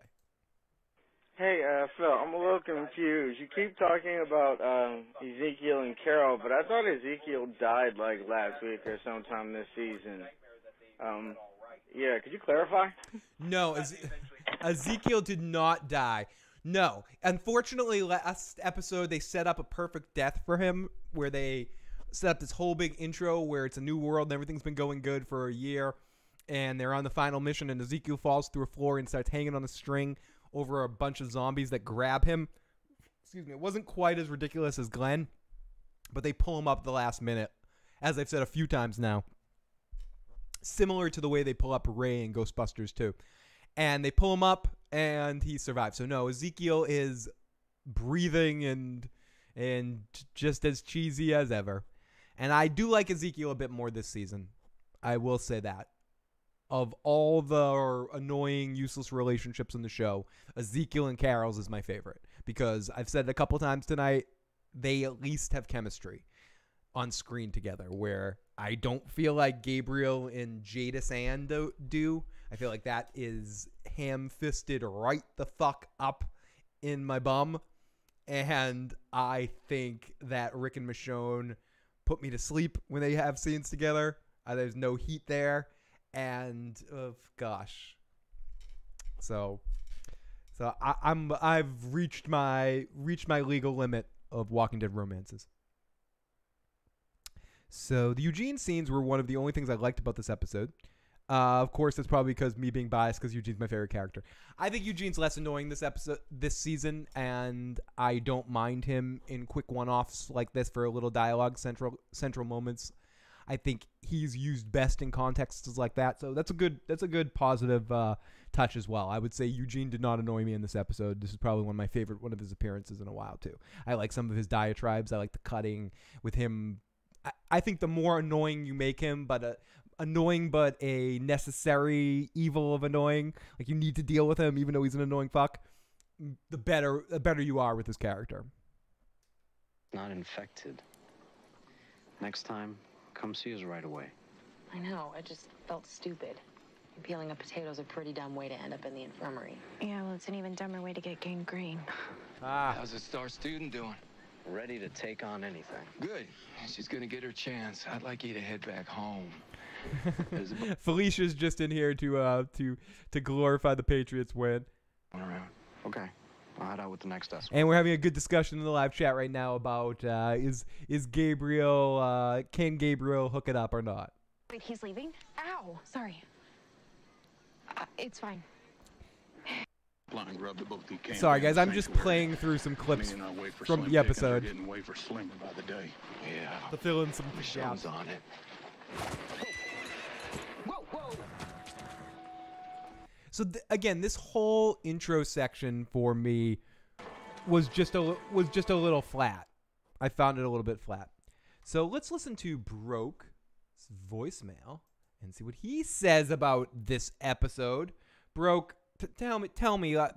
Hopefully you like this better than me, and you're going to be telling me, Phil, this is what you're missing and why this episode was awesome. Phil, it's Broke. I don't know what the hell I just witnessed this week. Because, last week was a promising episode. I was like, okay, this episode is pretty much kind of, better than a whole bunch of episodes of last season. But then, first few minutes in, I'm like, what is this? What am I watching? Is this the show that they keep on saying it's going to, last more, 11 seasons or so? I really don't see this happening at all. And I don't know, there's just so much eye rolling. I literally just stopped watching, went playing Yu-Gi-Oh cards online, went back, maybe something's happening with the walkers and stuff. And then my eyes rolled again when the dude was like, wait a minute, so that's cut off my arm? I can't save my arm? Did this dude really just said that? Is it just a shock alone that you might just end up losing your arm or something? But I don't know. I really don't know. And then, I don't know. I just don't know, man. Broke, I love you, man. You sound so defeated. You're just like, I know. What are we doing? What are we all doing here? Really, let's just stop. Let's stop. What are we all doing here? Are we really examining this? Am I really digging deep here? Should I stop? And am I going to talk about the whisper tease in this? I don't want to talk too much about that because I think most people that are watching the show right now have some familiarity with that, but I know some people don't. So I don't want to really go there too much because someone's going to care. Someone's going to be watching this that cares. So I'd, avoid looking in the live chat for a few seconds here and for whatever it's worth, and skip ahead about a minute. I do think that, get 1, 2, 3, here we go. I do think that was an interesting, effective moment at the end of the episode, and I am eager to see how this gets translated onto screen. I am not excited by Rick about everything that's happening around The Walking Dead leading up to this. Could this arc save the show and make the show more entertaining and shocking again? Maybe. it's interesting to know that that's coming.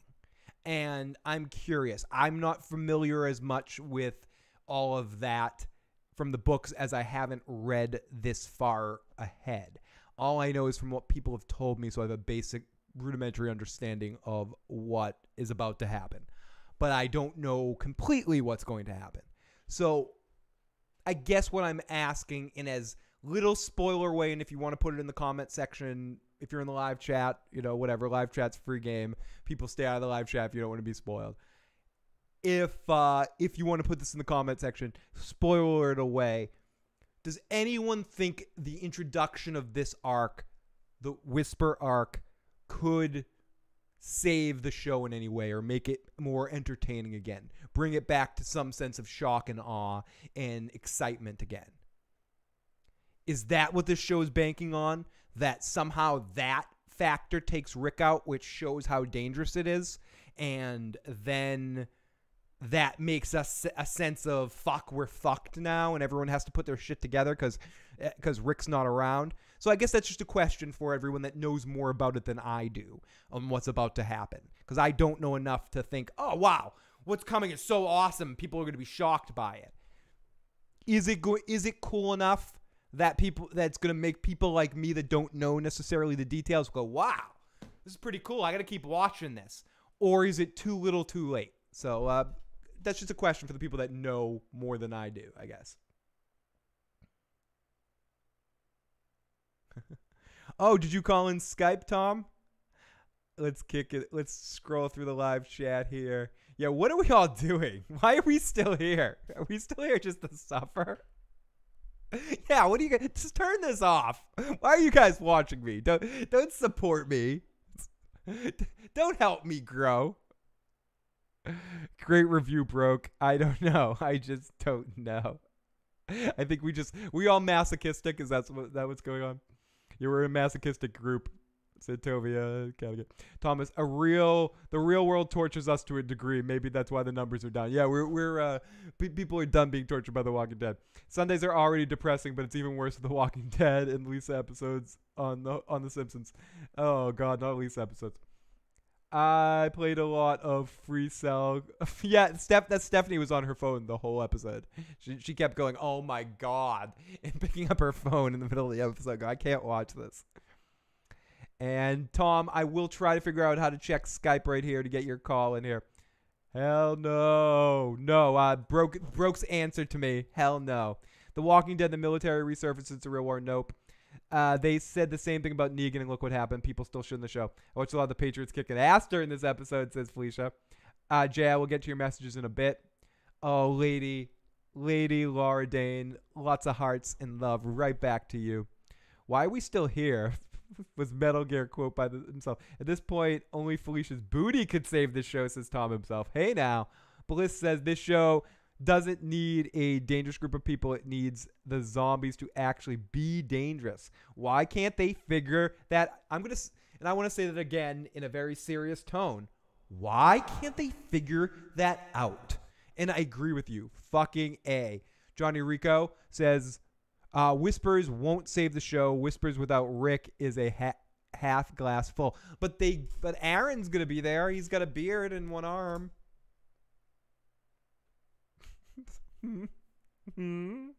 But he's got a beard and one arm. Let's see. Excuse me. Let's see if we can get Tom himself in on this. No, I don't want to do that. Let's see. I don't know. Did you even leave me a message, Tom himself? Did you send one to @IGotIssuesMan? Because I don't think I got your Skype message. What I'm gonna do right now, Tom, is I just wrote you some shit. Let me see. Type. Oh no, I think I'm not signed in. What the fuck? No, I'm not signed in. Oh, this is where I'm gonna. What's the most exciting thing in the world you could watch? Me trying to sign in to Skype. This is me signing in. Yes, I am. Hi. Oh my goodness. I will look in a second again, Tom. So wouldn't it be awesome if you left some voicemail on someone else's random number? random Skype number. They're like, who the fuck is this? At least Michonne's dreadlocks looked great, Thomas says. I remember there was an awful show called The Whispers, and I watched it. No shame. At the very least, the Whispers are related to zombies and making them more of a threat, so that might be interesting, said Atari Dad. Wanted to keep that vague a little bit, but yeah, I wonder. Like I said, I have a basic understanding of what the Whisper arc is going to be about, and I'm very curious to see if this could save the show, but I don't think so either. I don't think any individual arc could do it, and I don't think you can save the show, or you could have saved the show without Rick Grimes. I've always said that if the show was going to come back to form, it had to be with Rick, because Rick is so important to the show. Had a better time watching fucking Zombieland. Let's listen to a couple of Jay's messages here. Is Eugene on Rick's side like now, or is he still on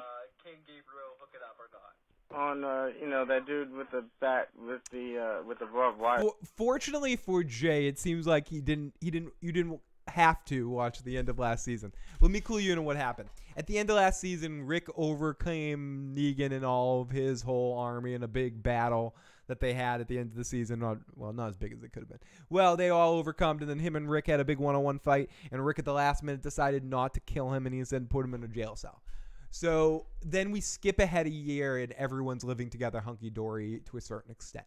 There are some problems, but yes, to answer your question, basically, Eugene is on Rick's side again.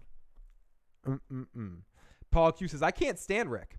Cynical Lindsay says, I'm going to say it. The Whisper arc will be shit without Rick and Carl. They played a big part in the conflict with Whispers in the communities in the comics. And there's a new anime called Zombieland Sagas. It's Zombieland Saga. It looks absolutely bonkers. Great to have Tom himself back in the live motherfucking chat. I feel like it's been a while, Tom. It's always awesome to have Tom's silly energy in the chat. With bad weather, should be a ton of broken zombies scattered in huge piles. Heck, a hurricane or two, some tornadoes, snow. Zombies shouldn't be such a threat. Thomas. I was going to say Tom. The other Tom. We have two Toms. Thomas in the live chat. I think you just touched upon something just in passing. All those things you just mentioned are different other ways you could do interesting, cool things in The Walking Dead that haven't really been done. Big storms, dealing with weather, having all that stuff. And I know that's harder to shoot, but fuck it. You're, even at your shittiest point, you're still pulling in 6 million people to watch your show. It's still AMC's top-rated show. I want to talk about, Joe and I talked a lot, and what did Joe think last week about the ratings issue with The Walking Dead, and people don't know, last week's season premiere was the lowest rated season premiere, I believe, in the lowest rated episode since season 1 stuff. But still brought in like 6 million people, and was still the highest rated show on AMC.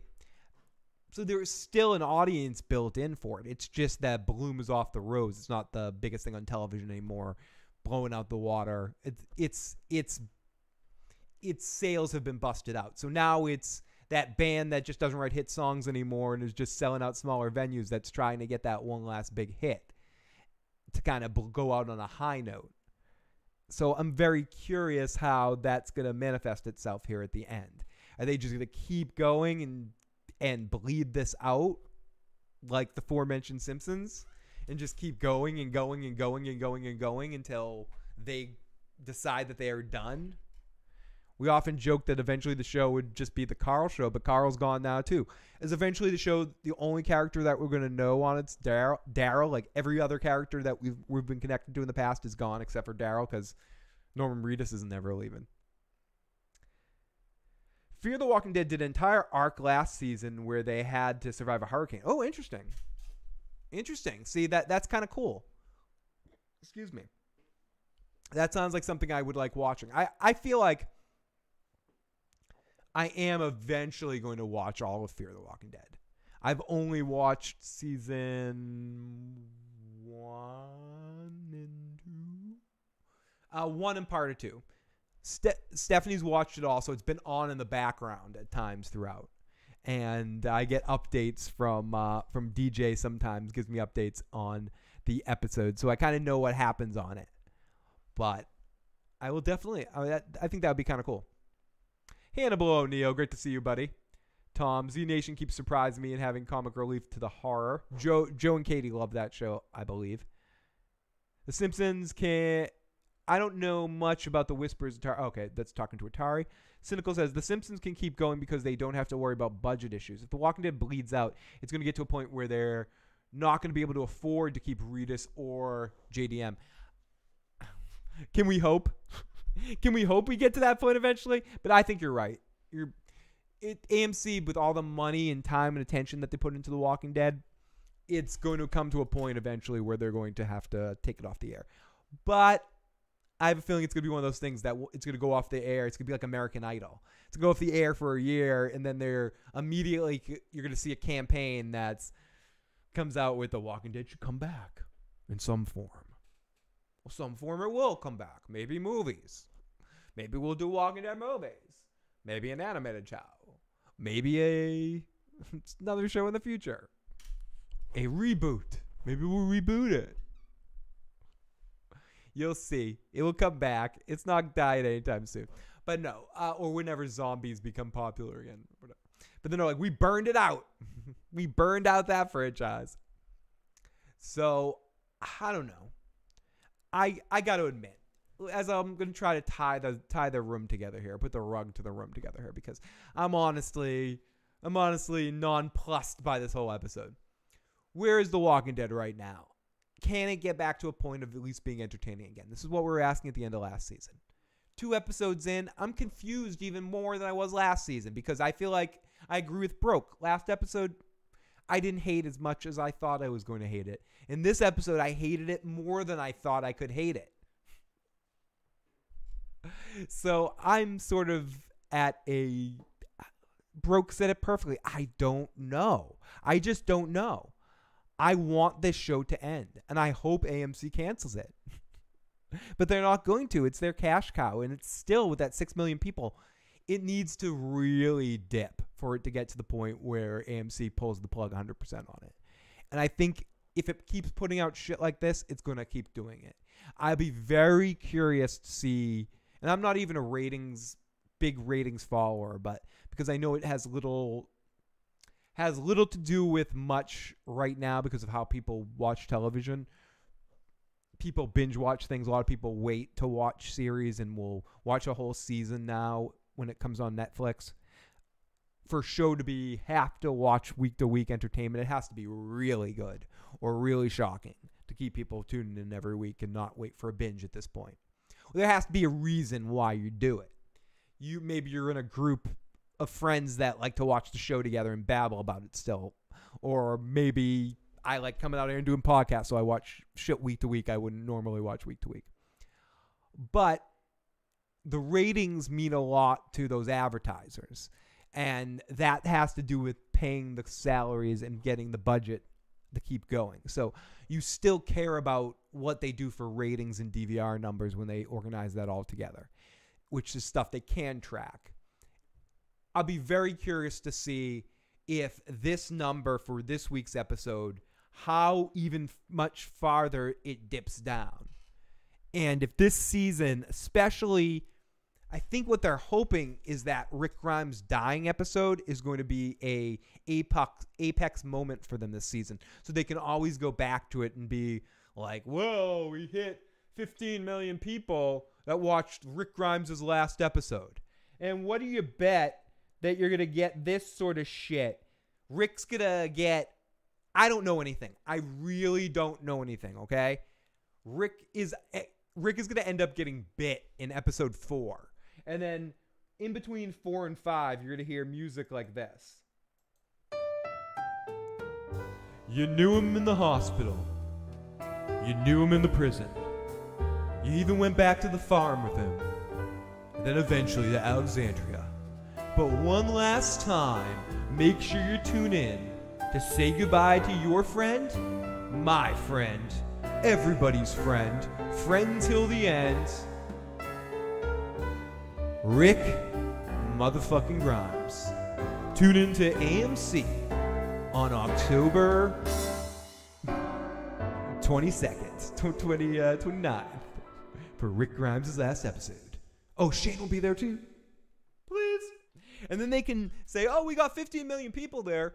But I'm going to be very curious to see how low, it's like a game of limbo here, how low the Walking Dead ratings get this season once Rick is gone and we're settling into the show without the main star. That's never works. Even in mediums that aren't dramas. I think even more so in dramas. I can think of a couple of comedies where it's worked. Even shows that I don't watch, I'm not sure. But when you replace that main star with another star, it basically means the show's ending soon. So I hope the show just tanks without Rick, because I just don't see it being better without Rick Grimes. I want to eat my words, but let's go. It's just fucking bullshit. We got Carmine in the live chat. Several people in Rick's life need to show up. Carl, Laurie, Herschel, best character of all time. Shane, and even the Governator. They need to show up. It needs to be like the last episode of Scrubs, the good last episode of Scrubs, when JD walks down the hallway and he starts seeing all the people he knows, and then suddenly I turned around a corner and I saw all these people I know. It needs to be some fucking shit like that. And he just sees everybody and talks to everyone. He has a fever dream where he's just sitting having discussions. This show has proven itself to not give a fuck about cheese. So lean into that and give us a curtain call and make it our real finale, so we know that everything after that is the Walking Dead spinoff. It's Joni loves Chachi.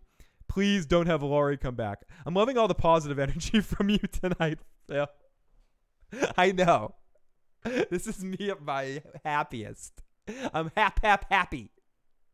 I don't have any fucking illusions here. I'm disgusted.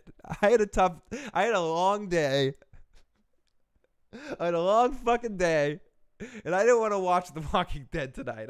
I'm bitter. Someone's going, see, Phil, that's why you shouldn't watch the show. You're going in negative. I'm not going in negative. I'm going in every week to want to like it, to want to be surprised. You should see me right before the episode starts. I'm like, come on, baby. Yeah, here we go. It's going to be great. It's going to be awesome. Let's do it. The Walking Dead. Tonight's going to be the episode. Tonight's going to be great. And I sit down with an open perspective to want to like it. And then we get shit. We get fucking shit out your fucking like this fucking shit. We get this shit. They're saying they sent the ethanol out last week like they promised. Well, it's still not here. Yeah, Jesus mentioned that. I don't know what happened. They could be lying. Red Team Carmine. Great to see Carmine, as I mentioned. Lots of love to Carmine. Go over there and subscribe to Red fucking Team Review right now. Rick should be a legend like Mad Max. The purpose of Mad Max is to be told from my impression of when the world was at its worst. When the world rebuilds, they will tell the story of Max. And Cattigat says, I stopped watching Scrubs when JD got into some chick preggers. What's her name? Elizabeth Banks. Is that her name? Phil, do not have Laurie come back. It should be like that with Rick. I agree, Carmine. Carmine, fucking, can you hijack the fucking offices and start writing the fucking Walking Dead? You and Joe. Carmine and Joe need to write The Walking Dead. That's the way to save it. And I'm not even fucking kidding. If you make Carmine and Joe showrunners of The Walking Dead, you'd have something right now. I'd love to see Joe and Cartwright in that job. Rick's sacrifice should be the turning point. Should be the turning point and should be the legend that the world rebuilds. The legend for when the world rebuilds. Imagine what did Joe think for this episode, says Iron Throne. We're going to try to do it. I would love that. That's exactly how I feel about Game of Thrones. I'd rather watch Babyface Phil. Oh, Tom, you're so cute. The show ends with everything being a dream. Daryl can carry the show on his own like a Boba Fett. Oh, no, Daryl can't. Daryl can't carry this show on his own. He's like Boba Fett. I agree with you 1,000% on that, Carmine, too. Daryl cannot. Norman Reedus is a good actor, and if his character was different, and I know some people, Tim Gersh, if you check this out at some point, sorry, I know you think an angel dies every time someone compliments Norman Reedus' acting, but I think I've seen Norman Reedus do some cool shit. I think Daryl Dixon is Boba Fett. Cannot carry shit. The character. This isn't an insult on Norman Reedus as an actor. I think he's interesting enough to carry a movie or carry a television show if his character was written a certain way. Daryl fucking Dixon cannot be the lead of a show. Negan, are they selling it that Negan's going to be our lead? And I'm sorry, that actor, JDM, is a good actor. He can carry shit himself. Negan, as established on the television show, cannot be my fucking star. Fuck. That makes me have to drink. It triggered me having to dull my senses. Yeah, Daryl can't. Bernie says, Phil, my mom's moving in with me tomorrow. You could be me. Don't worry, be happy now. Bernie, that could go really good. Have you seen Golden Girls? I mean, the hijinks could come in. You just need to move in with 2 other of your girlfriends. One that I assume that you would be the Dorothy in that situation. You would be the B. Arthur. So you just need to move in with a dumb one and a kind of easy one, and set up a scene and have your mom be the wisecracker, and you have hijinks, pure hijinks. I think you should do it, Bernie. Tom himself says Joe and Carmine have too many popular opinions. We need Hannibal O'Neill to write the show. Phil, my message wasn't finished. Jay, don't worry. I'm going to play the rest of your message. I have it on pause sitting next to me. Don't worry, Jay. I'm going to do it. Wouldn't fuck you over here, dude. I'm not that kind of guy. Well, maybe sometimes I am because I'm a forgetful hippie. But other than my forgetful hippiness, I'm going to play your damn message. My mom's a pain in the ass. Just like Estelle Getty. You know, she was a pain in the ass to Dorothy. No, I don't envy that situation. I don't. I love my family like I love babies and kids. I love other people's, and I love keeping them at arm's length. I don't want to go home with them. You know, I like going to family gatherings, hanging out with my family. I like going over to a friend's. I'm a good babysitter. You know, friends had me over, watch their kids. I'm, good with the kids. But then once at the end of the day, I want to go home and get away from all that. You know, I wouldn't want to go home and have to see certain members of my family sleeping in my bed. So, believe me, I can relate. So hopefully it's not going to be that big of a pain in the ass. Just start blaring my podcast loud in your house all the time. Just be like, I'm getting out of here. I can't live with this noise. I can't listen to this annoying guy destroy the language of the English. Destroy the English. Destroy the language of the English. Be a cunt. Oh, fuck. How accurate is The Walking Dead? It's score material. I've read fan fiction that was better written than this show these past 3 fucking seasons. I have as well. I've read some very interesting fan fiction in my time. I have a very good friend. We'll call her S. No, I was gonna say SM, but then maybe we'd think I was talking about J, and SM also has a different name. But she used to write amazing fanfic stories about these romances she would have with X-Men characters and Star Trek characters, and also Game of Thrones characters and stuff. And she'd write these very detailed descriptions on things she would be doing with said characters. And this was in my weird mating ritual with, like I was Eugene. I know it's disgusting. I'm sorry. Me having a mating ritual. Huh? Yeah. Nah. That's a visual representation of my mating ritual. But to excite me or interest me, to show me that side of her personality. That's how she dictated it, by sharing these interesting fanfic sexual stories about her with Game of Thrones characters and Blue X-Men. It was the X-Men stuff. It was mainly with it was like threesomes with Nightcrawler and Beast, but they were very well written. Very well written. I was highly entertained and wanted to paint my skin blue and dye all my facial hair blue too. Anyways, that's a little bit too much information there. Give me all the smut fanfics. Actually, Bernie's like, actually, let me get the popcorn, and could you tell me a little bit more about this fanfic? Could you give me details? Is the links or it didn't happen?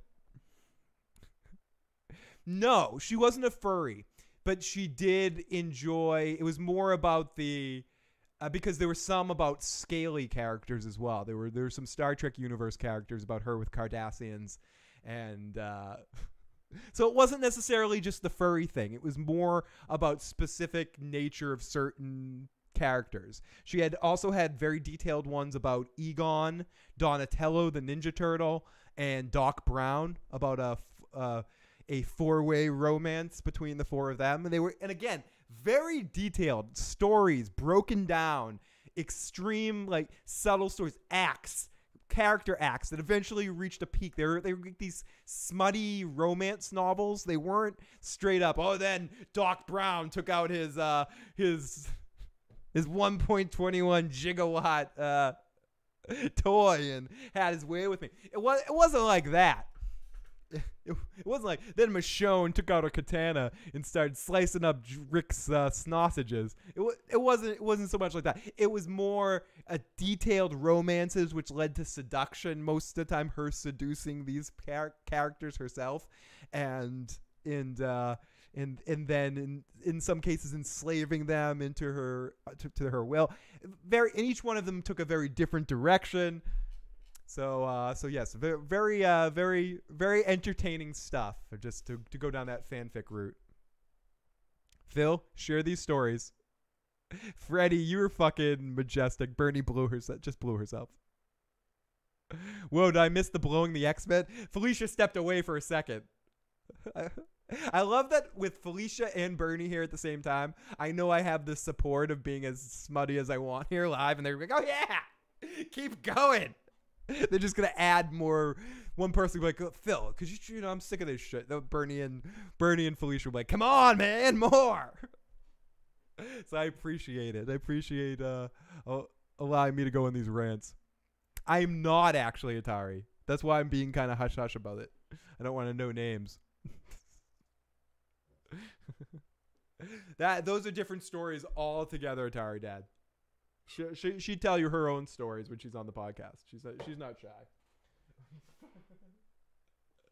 This is about someone that would be shy, that wouldn't want me to share their name, but would share their stories under pen names. So theoretically, I might be able to get copies of the stories. She would be interested in sharing the stories, just not her name. Share the damn stories. I'll reach out to her. We're friends. I would definitely like to reread those stories. I would still have them, but most of them were shared over AIM. Ooh, that's how old I was. That's how long ago it was. Oh my goodness, Phil, can you just review the comics? I could review some comics. I think Joe would probably be better for that because he has a little bit more of an understanding and reads comics more than I do. But I would definitely love to do some comic reviews, and I would probably bring in more people to do that, to more host a show and have some people that know more about it than I do talk about comics. Any Ferenges involved? I assume I didn't get to read all the stories. We weren't together too long in the stories. She probably still writes them as well. I would assume there are some Quark stories mixed in. Or no, actually, knowing her, I never read any Ferengi stories. I read the X-Men one, the Doc Brown ones, the Ninja Turtle one, and a Spock one, and a Garrick one. But I didn't read any Ferengi ones. But that being said, if it was one, I would probably be Rom. I could see her having one with Rom. AMC killing Glenn was a kick in the head. Ain't that a kick in the head? My head keeps spinning. And killing Carl was a kick in the gut. And now killing Rick is a kick in my butt. That's a fucking poem, Michonne. I gotta read that again. I want to put like some music onto that one. Right? Let me play it. Play some fucking music for me on that one.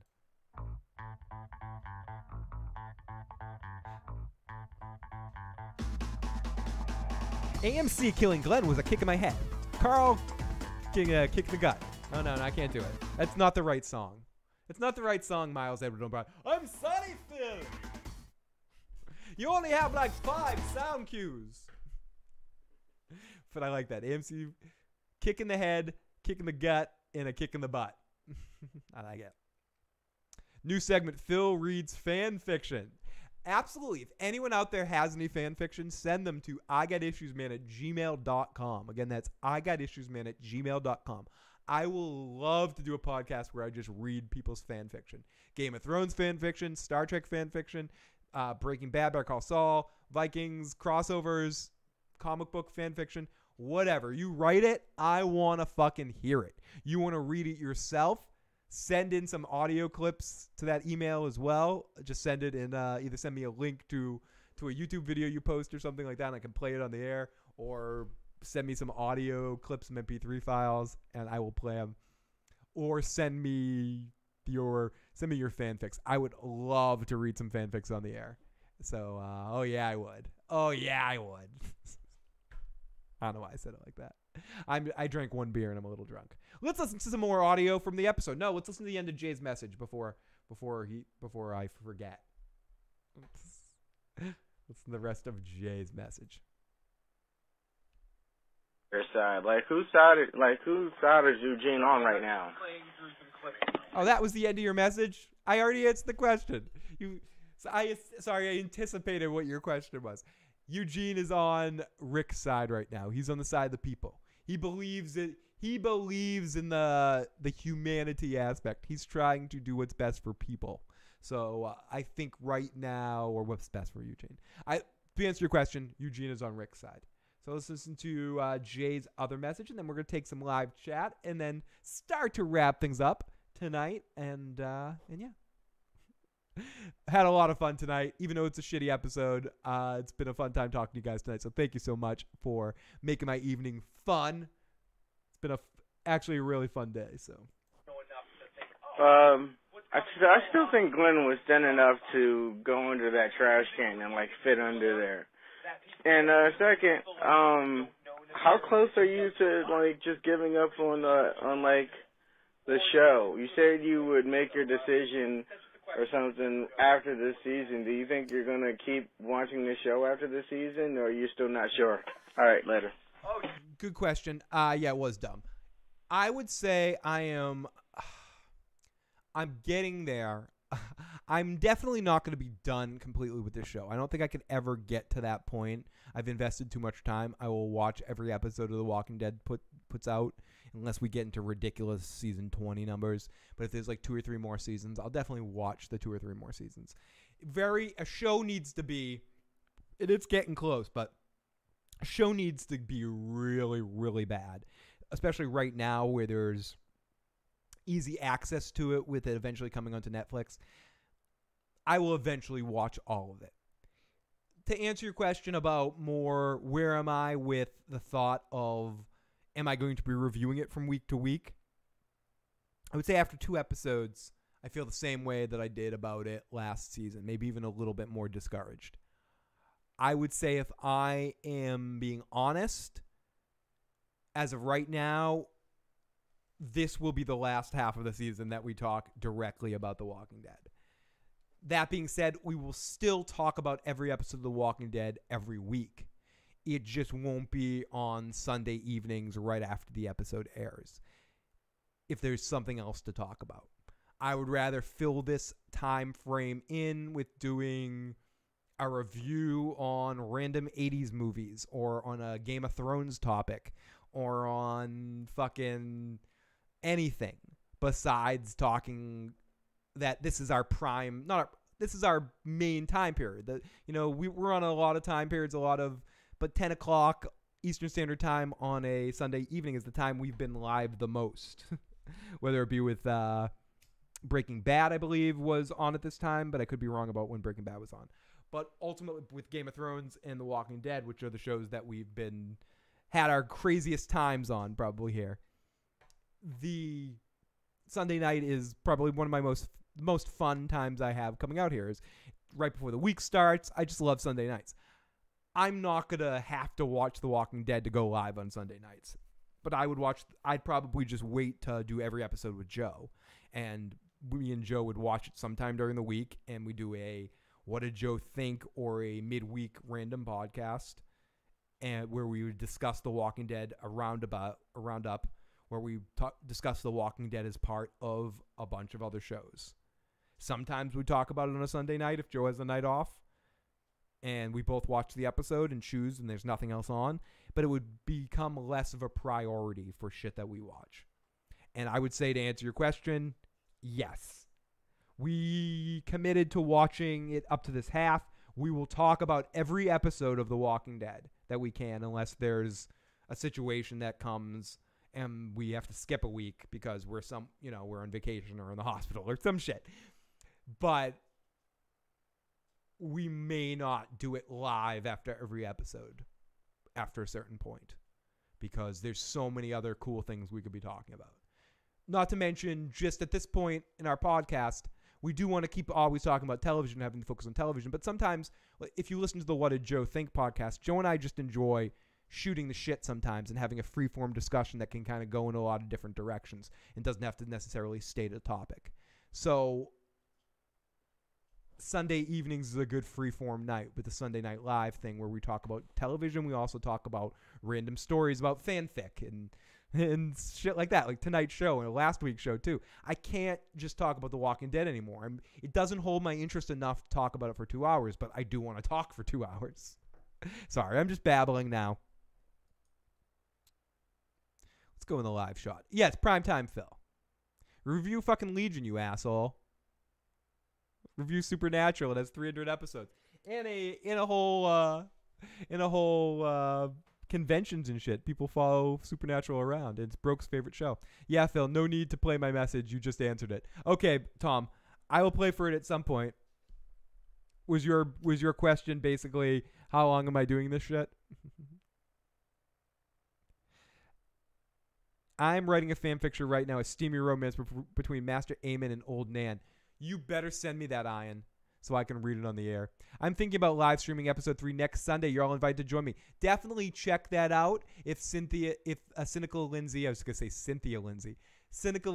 live streaming, definitely you guys should check out her channel as well. You can bounce back and forth between listening to Joe and I babble the episode and Lindsay as well. So definitely make sure you check that out and check out Lindsay's stuff. And if you enjoy her content, give her a subscription as well. Give her a subscription as well. Subscription her. Subscription me. Am I only the one who thought that Phil was holding a gun and we were looking down in a barrel in that logo? Or now I'm realizing, in fact, it was a mic and a spit guard. That's my I can't deal with it anymore logo. I can't deal with this show anymore. Spit it all out. Spit it, sunshine. Don't do it. Let's listen to a little bit more audio of The Walking Dead because I need some help. I don't think they are. Maybe the guys who made the delivery were taken down by walkers or they went AWOL, but we need the food. I was hoping you might send enough to tide them over while we figure this out. We could do it. We have the surpluses. Yeah, but for how long? Till we get that fuel? That tractor's not moving. Which means the big fields don't get plowed and the yield comes in short.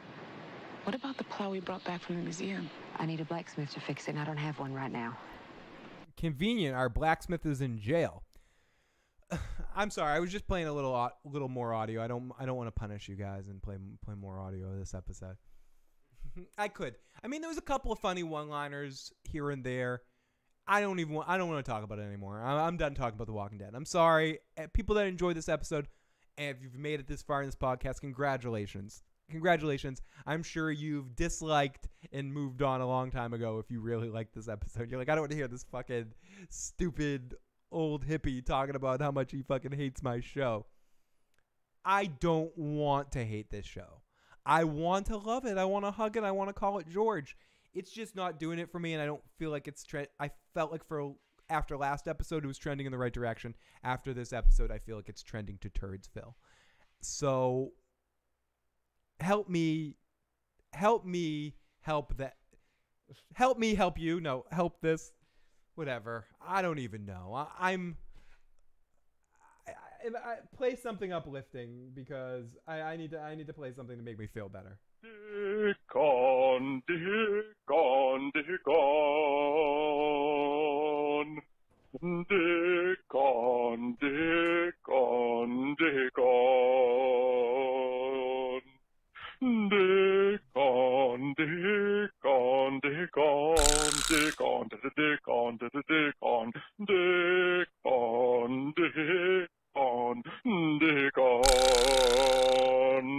dick on, dick on, dick on. Dick on, dick on, dick on. Dick on, dick on, dick on, dick on, dick on, dick on, dick on, dick on, dick on.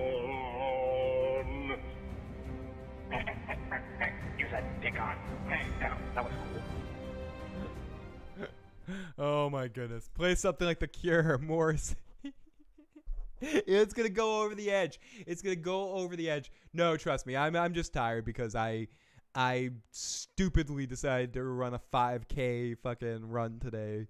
Race, and it didn't go well. It was a bad scene. It was a bad fucking scene. And at the end, they handed me a grilled cheese sandwich and said, "Eat this shit." I'm like, I don't eat this shit. I want to throw up. I don't know what the fuck I was doing. It was horrible. It was bad. And then I had to stay awake to watch The Walking Dead and babble about it all night. But it was fun. It was very fun. Great stuff. Have you guys not noticed they're trying to hide Enos's luscious boobies? It's like that PC issue. And he said tits, but I added boobies because I like the word boobies better. Boobies. You could play Timo song. I am not against playing the Timo song. I'll play a couple songs here before we end things tonight. Ladies and gentlemen, hey everybody, this is Phil from WISSUES, the issues. We had a channel name. Someone said it before, but I forgot it. This song is hot off the presses. It's the Timo song. Let's live out to our motherfucker. Our top bloke motherfucker, the wonderful, the beautiful, the lovely Miss Timo. It's Timo's Red tonight. It's Timo's Red tonight.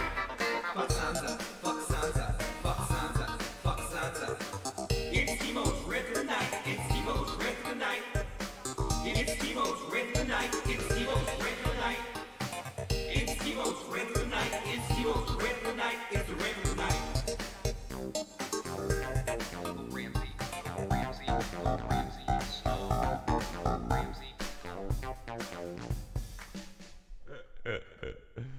Oh man.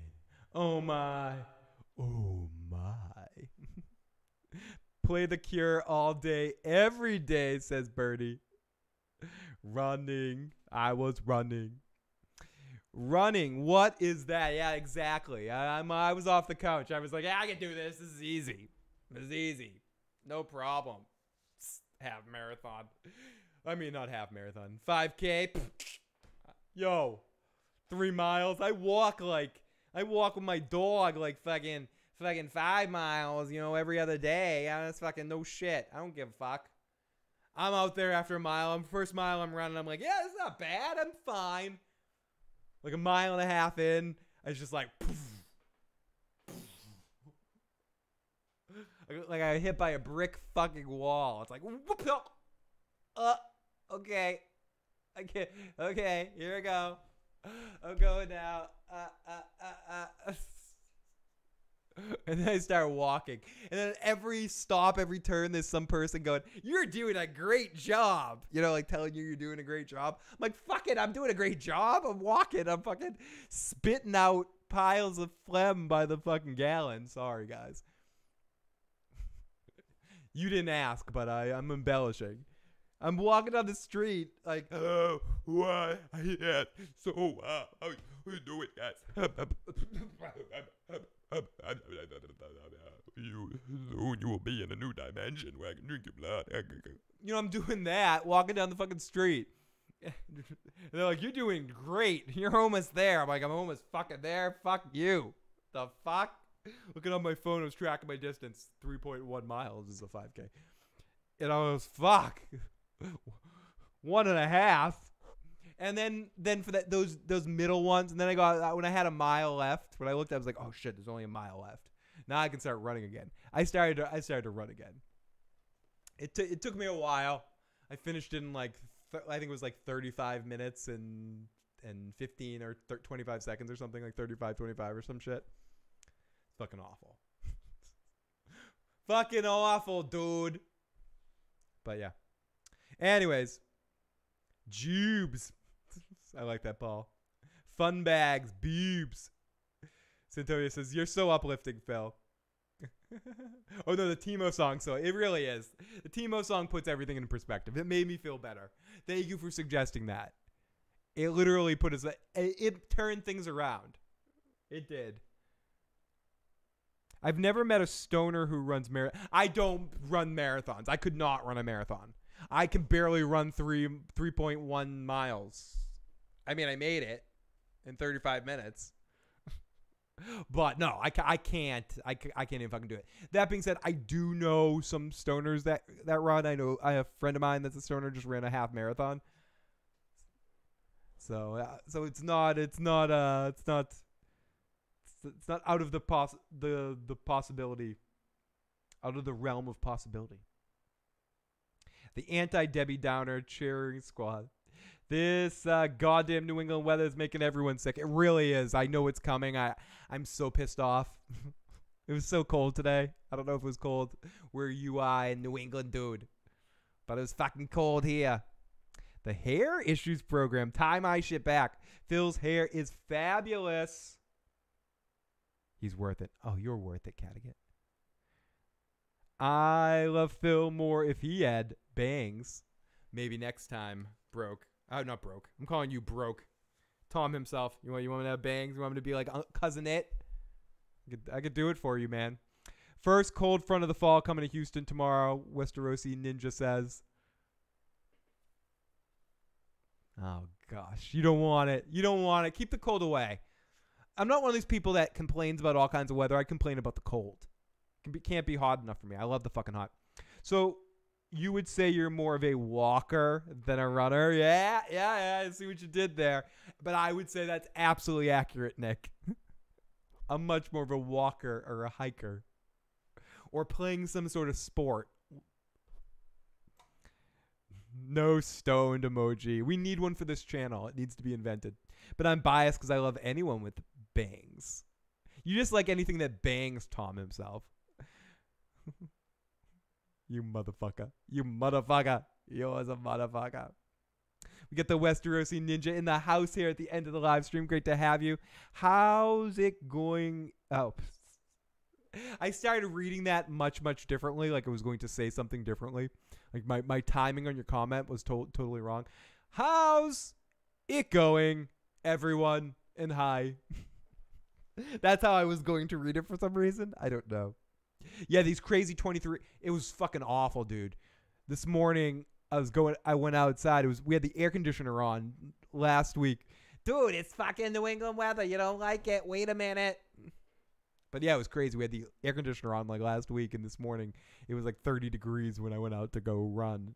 It's like 38 degrees. I'm like, fuck this shit. What am I doing? This is the stupidest shit I've ever done. I'm out here getting ready to run, and it's fucking cold. And there's there's fucking 200 other people all around me, or however many there were. There were a lot of fucking people. Like, what are we all doing? This is stupid. I made it, though. But yes, and I'm going to be sick tomorrow. Let's see.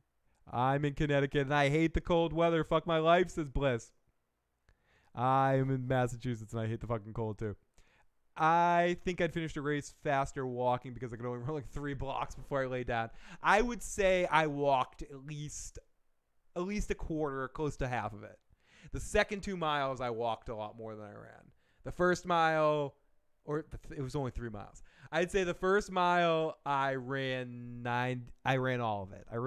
I stopped right around a mile, and then I walked a bunch, and then I walked and ran. And then the last mile I basically ran most of it. But like that middle mile was slow. Was walking. I was walking. Phil should get Khaleesi curls. That would be great for the premiere. Especially once my hair, like by the time Game of Thrones comes back, my hair is going to probably be all gray by then. I'll be Gandalf the gray, Gandalf the white by that point. So it'll look extra cool with a Daenerys hairdo. 38 degrees. Oof, that's fucking cold. Way too cold. 62 is considered cold here. It should never get colder than 62. Lucky motherfucker. I've mentioned it before, but I didn't really see a New England winter until I was like 13 or 14. It was like 13 or 14.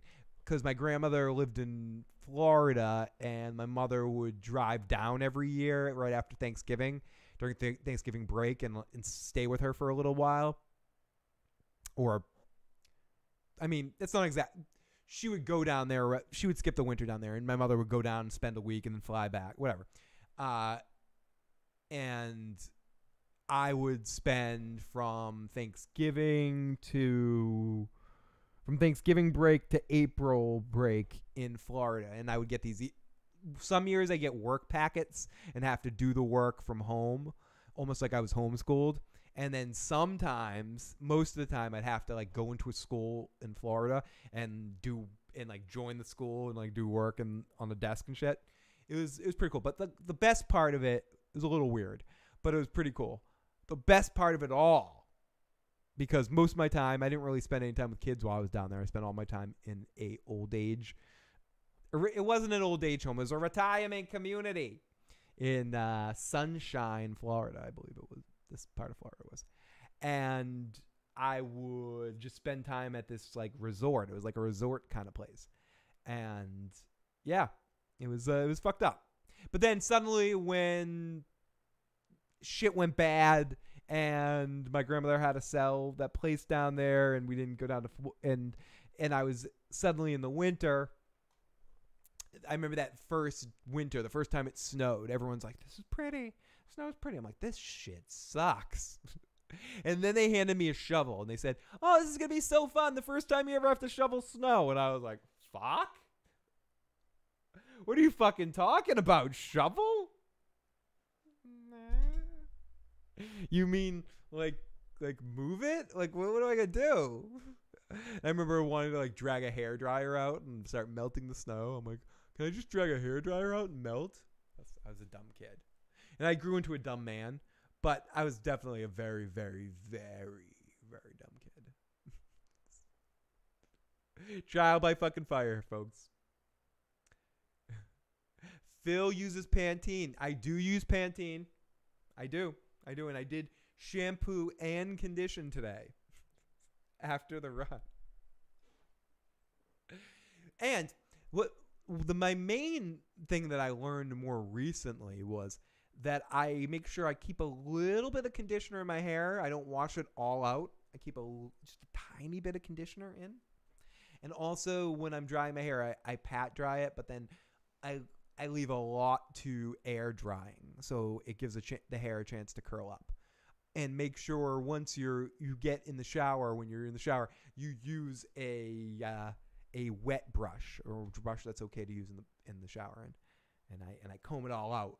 Because if you start trying to comb it out once it's already dry, it won't curl. It will poof. My hair poofs. Shampooing with Phil. I think I know what the extra patron video is going to be for next month.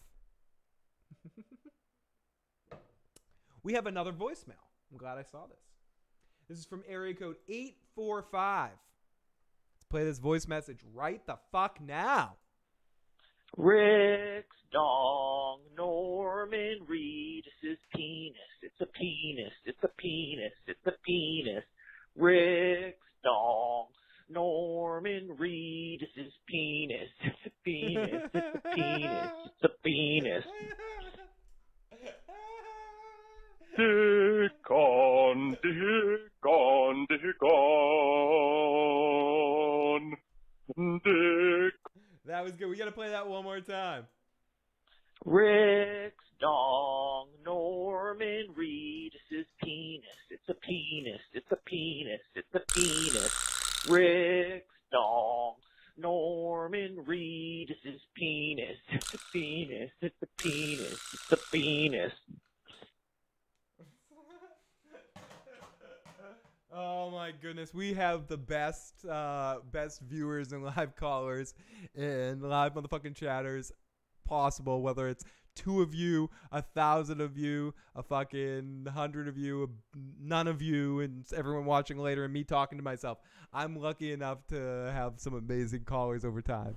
So you guys are incredible in the live motherfucking chat. You guys keep me smiling all night long. Crap, I was hoping you didn't listen. No.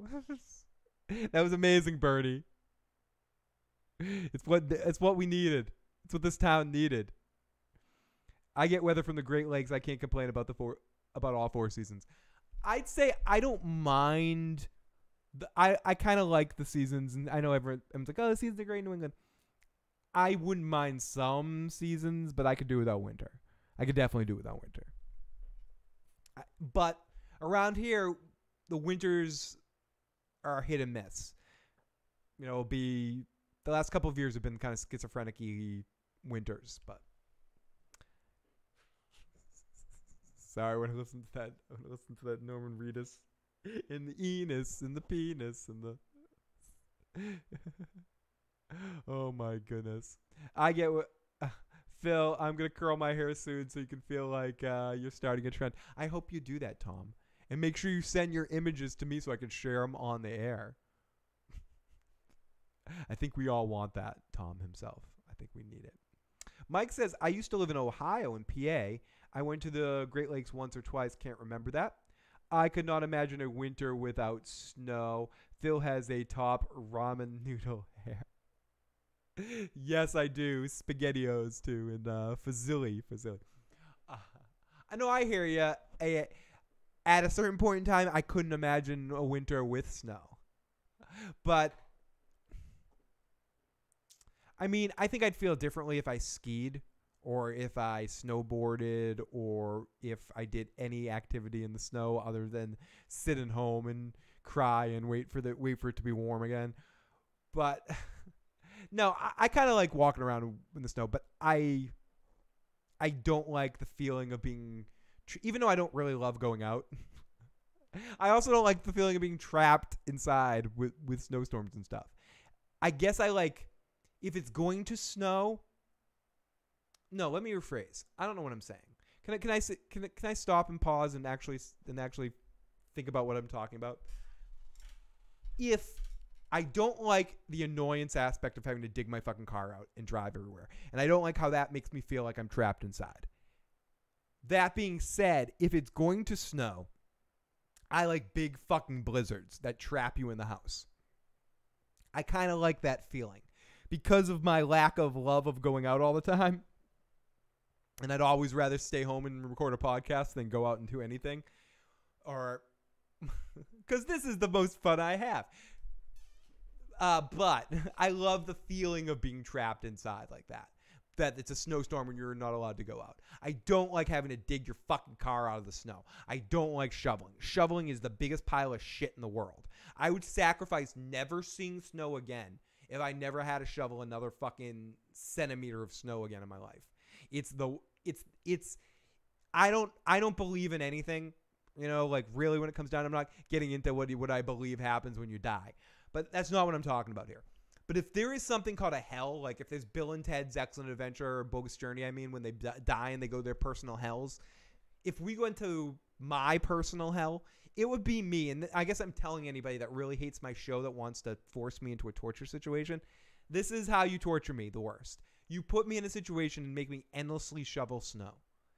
There is no worse thing. I would rather shovel anything else. Dirt on a farm doesn't give me the same dark and crappy fucking horrible feeling as shoveling snow. There's something unforgiving and horrible that I find shoveling snow. Especially that heavy snow when it's like rainy snow, thick, disgusting crap. Some people that don't live around snow are like, what is he talking about? Fuck that. Snow's pretty. No. Snow is annoying as dog shit. Get a snowblower.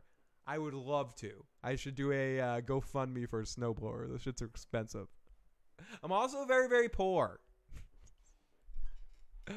But I've mentioned a few times, way too much, that we're moving on the 29th of November to a new studio, a new area. I'm going to miss the red room here. I really am. It's kind of a way different kind of setup. It's a much smaller area where the studio will be.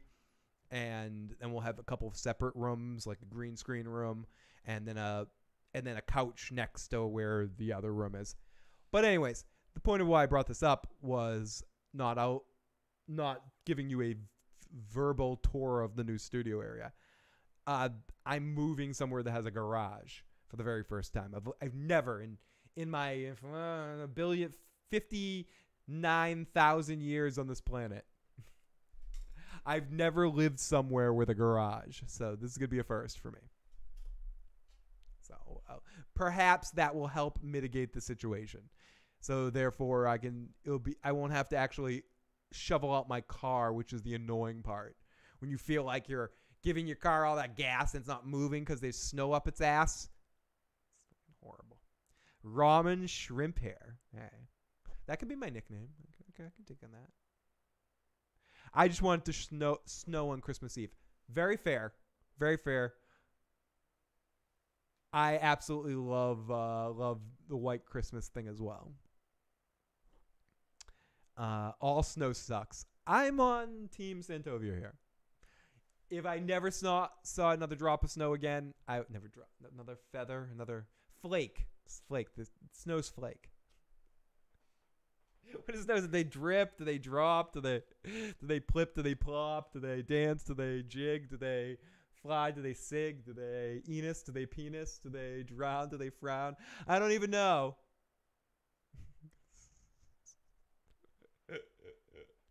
I'm not sure. I'm confused here. Snow is a lot of work. Tom, you probably have never seen any snow. Does it snow in Tom, you're from I'm like, what the fuck? I'm like, Tom, you're from Brazil, right? You're from Brazil, right? Everyone, tell everyone you're from Brazil, Tom. But Tom, you probably it never snows in Brazil, right? Have you ever seen snow? Yeah, send Phil's snow blowing robot to his PO box. There's a lot of things I've been thinking about maybe trying to do a GoFundMe on, but snowblower has not been one I've thought about, but that's not a bad idea. It just seems like a lot of fucking work. It is. Rick's dong, Norman Friedis' penis. Norman Friedis' has a penis, penis. I'm moving to South Philadelphia. It's the ghetto, Paul Q. Christmas is my least favorite holiday. You can bang on snow if it's hard enough. If it's frozen enough. White Christmas is trash, says Broke. Should I be calling you Fandom D Saint? I can't pattern myself to that. I'm just gonna be calling you Broke, or David. Peonies. I thought as a kid mowing from Pennsylvania to Washington, we have a lot more snowy winters. Nope. I thought, moving from Pennsylvania to Washington as a kid, we'd have a lot more snowy winters. Nope.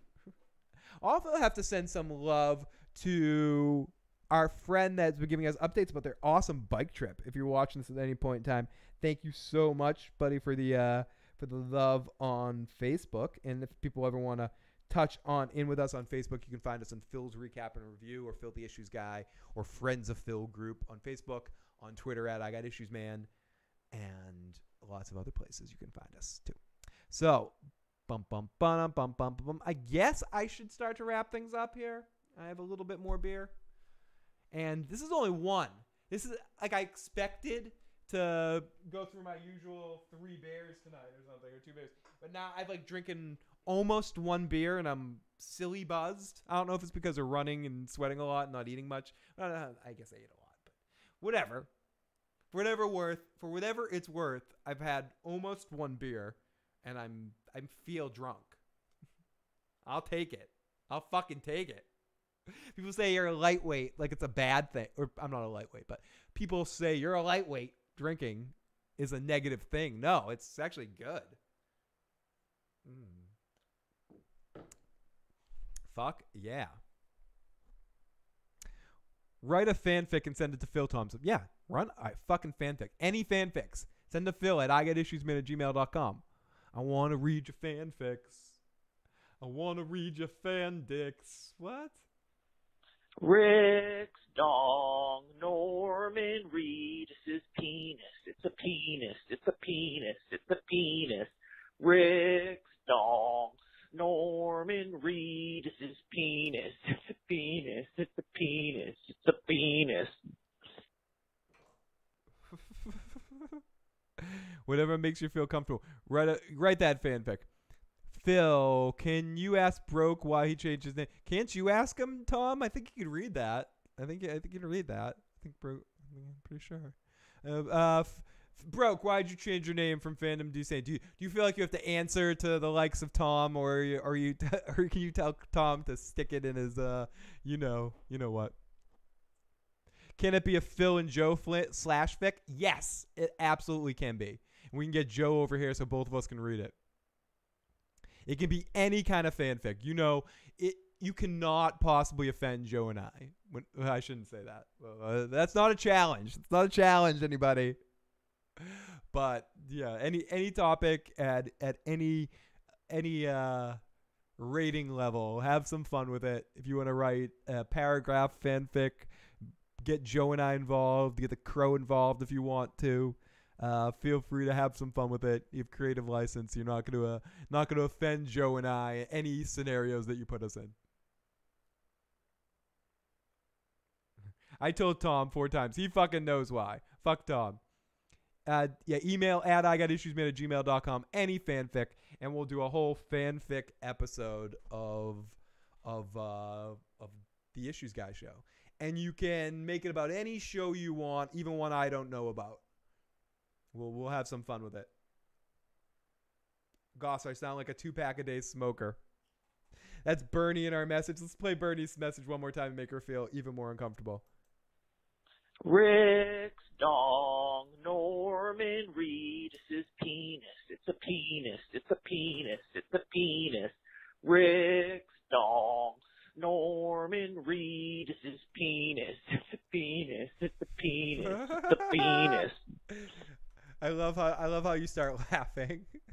Almost, if we're being honest, almost at the same point that the dick that dick on slap happens too. Dick on, dick on, dick on. Dick on, dick on, dick on. Dick on, dick on, dick on, dick on, dick on, dick on, dick on, dick on, dick on. You said dick on. That was cool. It's too low. Stop. Bernie's begging me. Stop. Oh, okay. That was the last time. Or one more time. Oh, awesome, Broke. That'd be great. CW said they would possibly sponsor me if I changed it. So say hello to Fandom D Saints. Too hot for the Penguin. That is a good reason. Bernie says that dick on guy is so much better than me. I don't know about better. I think it's a well represented entry into the dick on, because dick on became, we can say dick on's just a song, but it ultimately became a genre back in the aughts, the aught tens. So what you did is you just have another entry into the dick on genre. The dick on songbook. So I think your entry is just as good, and will get plenty of airtime and plenty of playtimes for years to come for many kids' enjoyment. So be very happy, Bernie, with your performance. It's not easy. You get the Walking David talking to you like Littlefinger right before your message. There's no re-recording option on that voicemail hotline. It's annoying. There's no like stop. There's no to listen back to your recording. You can't do any of that shit. It's just one and you're done. When you're done, kid.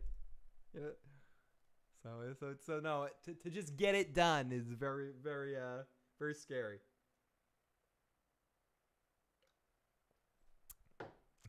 I don't know what you're talking about, Tom himself. Phil always gets high on camera. Issues After Dark channel. You can't monetize by putting a picture of a Monet in the background. Dad jokes. Oh, Monet? Let me go. Oui, I'm the French Hulk. I'm angry. You would not like me when I'm angry. That's an old character from my horrible radio show. I would just do like a half an hour as the French Hulk. Oui. I am Bruce Banner. For some reason, I am French, and now I'm angry. I am very angry. Oui. Let me get a baguette and break it. I am angry. Stupid. It was so stupid. Literally, I would do half an hour just as that fucking French Hulk. I even got a beret where I put on, even though the show wasn't visual, I have it in the other room. I put on a beret and be like, I am the Hulk. Oui. Fuck.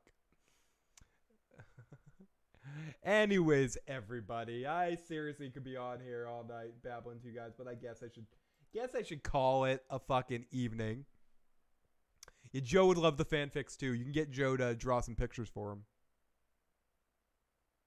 I know it's not breaking the law in Massachusetts. It isn't. There'll be absolutely no problem with doing that. It's just when something becomes part of your shtick. You know, we get the technical difficulty signs. I made all these technical difficulty signs. I don't want to not use them. And I think there has been a couple of issues after Darks where I've definitely not worried about it as much. Was Atari Dad that said that? Oh no, Mike. Mike's right. If you tune into some issues after Dark, the karaoke stream, for instance, I was definitely eating sandwiches live on the air and not worrying about it. It's more for continued comedic effect. Not even comedic effect. It's not. I guess that's not the point. But maybe, baby.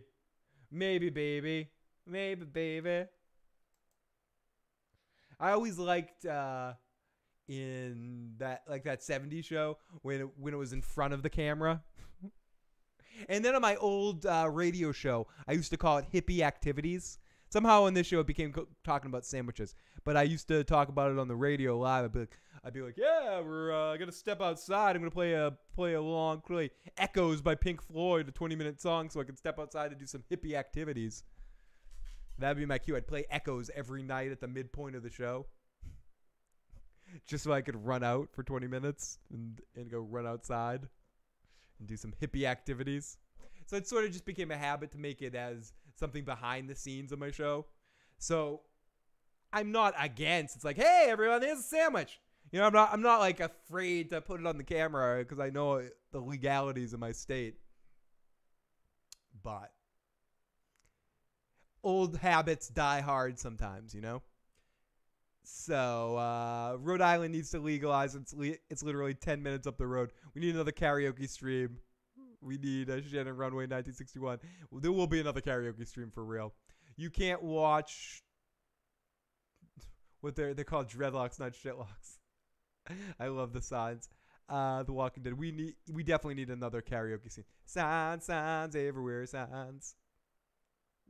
Fucking up the scenery break. Come on. Okay. The buzzer is buzzing in my head. That buzzer that's like, Phil, it's time to go now. Leave before you go too far. Before you've already talked about your broken confidences about fanfics about people with threesomes and X-Men characters. You've gotten too far, Phil. You've got some dick. Whoa.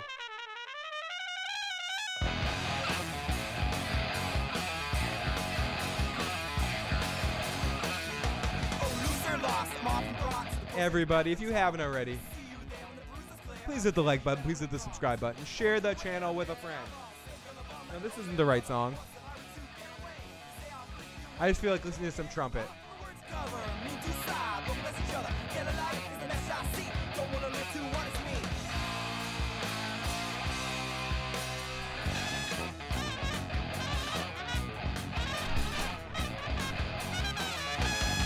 Okay, enough of that shit. Enough of that fucking shit. Let's play the end song, the real end song. Oh no. Oh no, no, no. No, Atari Dad. You're not the only one. I love teasing you, Tom. Tease me right around the rim. Oh. Everybody, if you made it this far, you're fucking awesome. Thank you so much. And I'm sorry, not sorry we go off topic from The Walking Dead. I think if you're continuing to check out this channel or this podcast long term, I think you're going to see that more and more we're going to start going off topic more and more. Times than not. Keep always talking about the television, keep things directed with the reviews, but definitely get into some silliness because we like the silliness. Jay, thank you for the awesome messages tonight. Thank you to Bernie. Bernie and Felicia, you guys, thank you for keeping me focused on being dirty enough for my entertainment, keeping me smiling. Thank you to Mike. Thank you to Tom. Thank you to Cynical Cynthia. What? Cynical Cynthia. Cynical Lindsay. Sorry, the succinctness of Cynical Cynthia just bounced in my head. The second time I wanted to do it. A close friend of mine's name is Cynthia, so I have that name stuck in my head right now because I just was talking to her earlier. Oh my goodness. But if you haven't already and you enjoyed this video, hit the like button, hit the subscribe button. If you're listening to the podcast, join me live on the YouTube channel every week after The Walking Dead ends, 10:30 Eastern Standard Time. I need that. I need one more round. I need one more round. But hopefully we'll be on again this week. I liked last week when we were on 3 times. I'd like to always be on at least 3 days a week. It's not always possible, especially in these next couple months, until I figure out my work situation. I have a couple of job interviews the next couple of weeks, and then moving. So it's gonna be an interesting time. But once we get locked in again over the winter, we're gonna try to lock into a regular 3-day-a-week schedule at least. One day will be a live watch, and then 2 recaps or review type episodes. 1 at night, 1 in the morning. And then maybe some extra fun stuff. Also, anyone that's a patron, we released a little drum solo video. Me playing the drum set. And also, I'll be doing a tour of Salem and Halloween at some point this month, when we get a little closer to Halloween, for the patrons. So thank you to all of you guys for your support every month. Thank you to all the people that have helped us out. You guys in the live chat are fucking amazing. I can't quit you. You shouldn't. Keep coming. Whoa. Keep coming and coming? Oh, I'm a dirty motherfucker. Oh, I am. I love you guys. You guys are awesome. Thank you for allowing me to have so much fun. I'll talk to you guys next week, if not before. Bye, Broke Iron, Tom himself, Centovia, Hannibal. All of our friends. Oh no, one more time. Atari Dad, Bernie, Cynical Lindsay, Dark, Fandom, Felicia, Iron Throne, Catagate, Mike, Paul, Centovia, Jay, and Tom himself. Have a good night, guys. And to everybody else, talk to you soon. I'll talk to you soon. I realized that the way I said talk to you soon at the end, there was my voice cracked. It's like, talk to you soon. It's because my voice doesn't want to go. It wants to keep going. It wants to keep babbling. It wants to keep going. I can never stop. Alabama, Alaska, Arizona, Arkansas, California, Colorado, Connecticut, ENCYCLOPD, I can spell encyclopedia, and I feel special. Whoa. Oh, my head's going in circles. because I don't want to stop talking. Oh, fuck. I got to go, though. Goodbye, everybody. Later.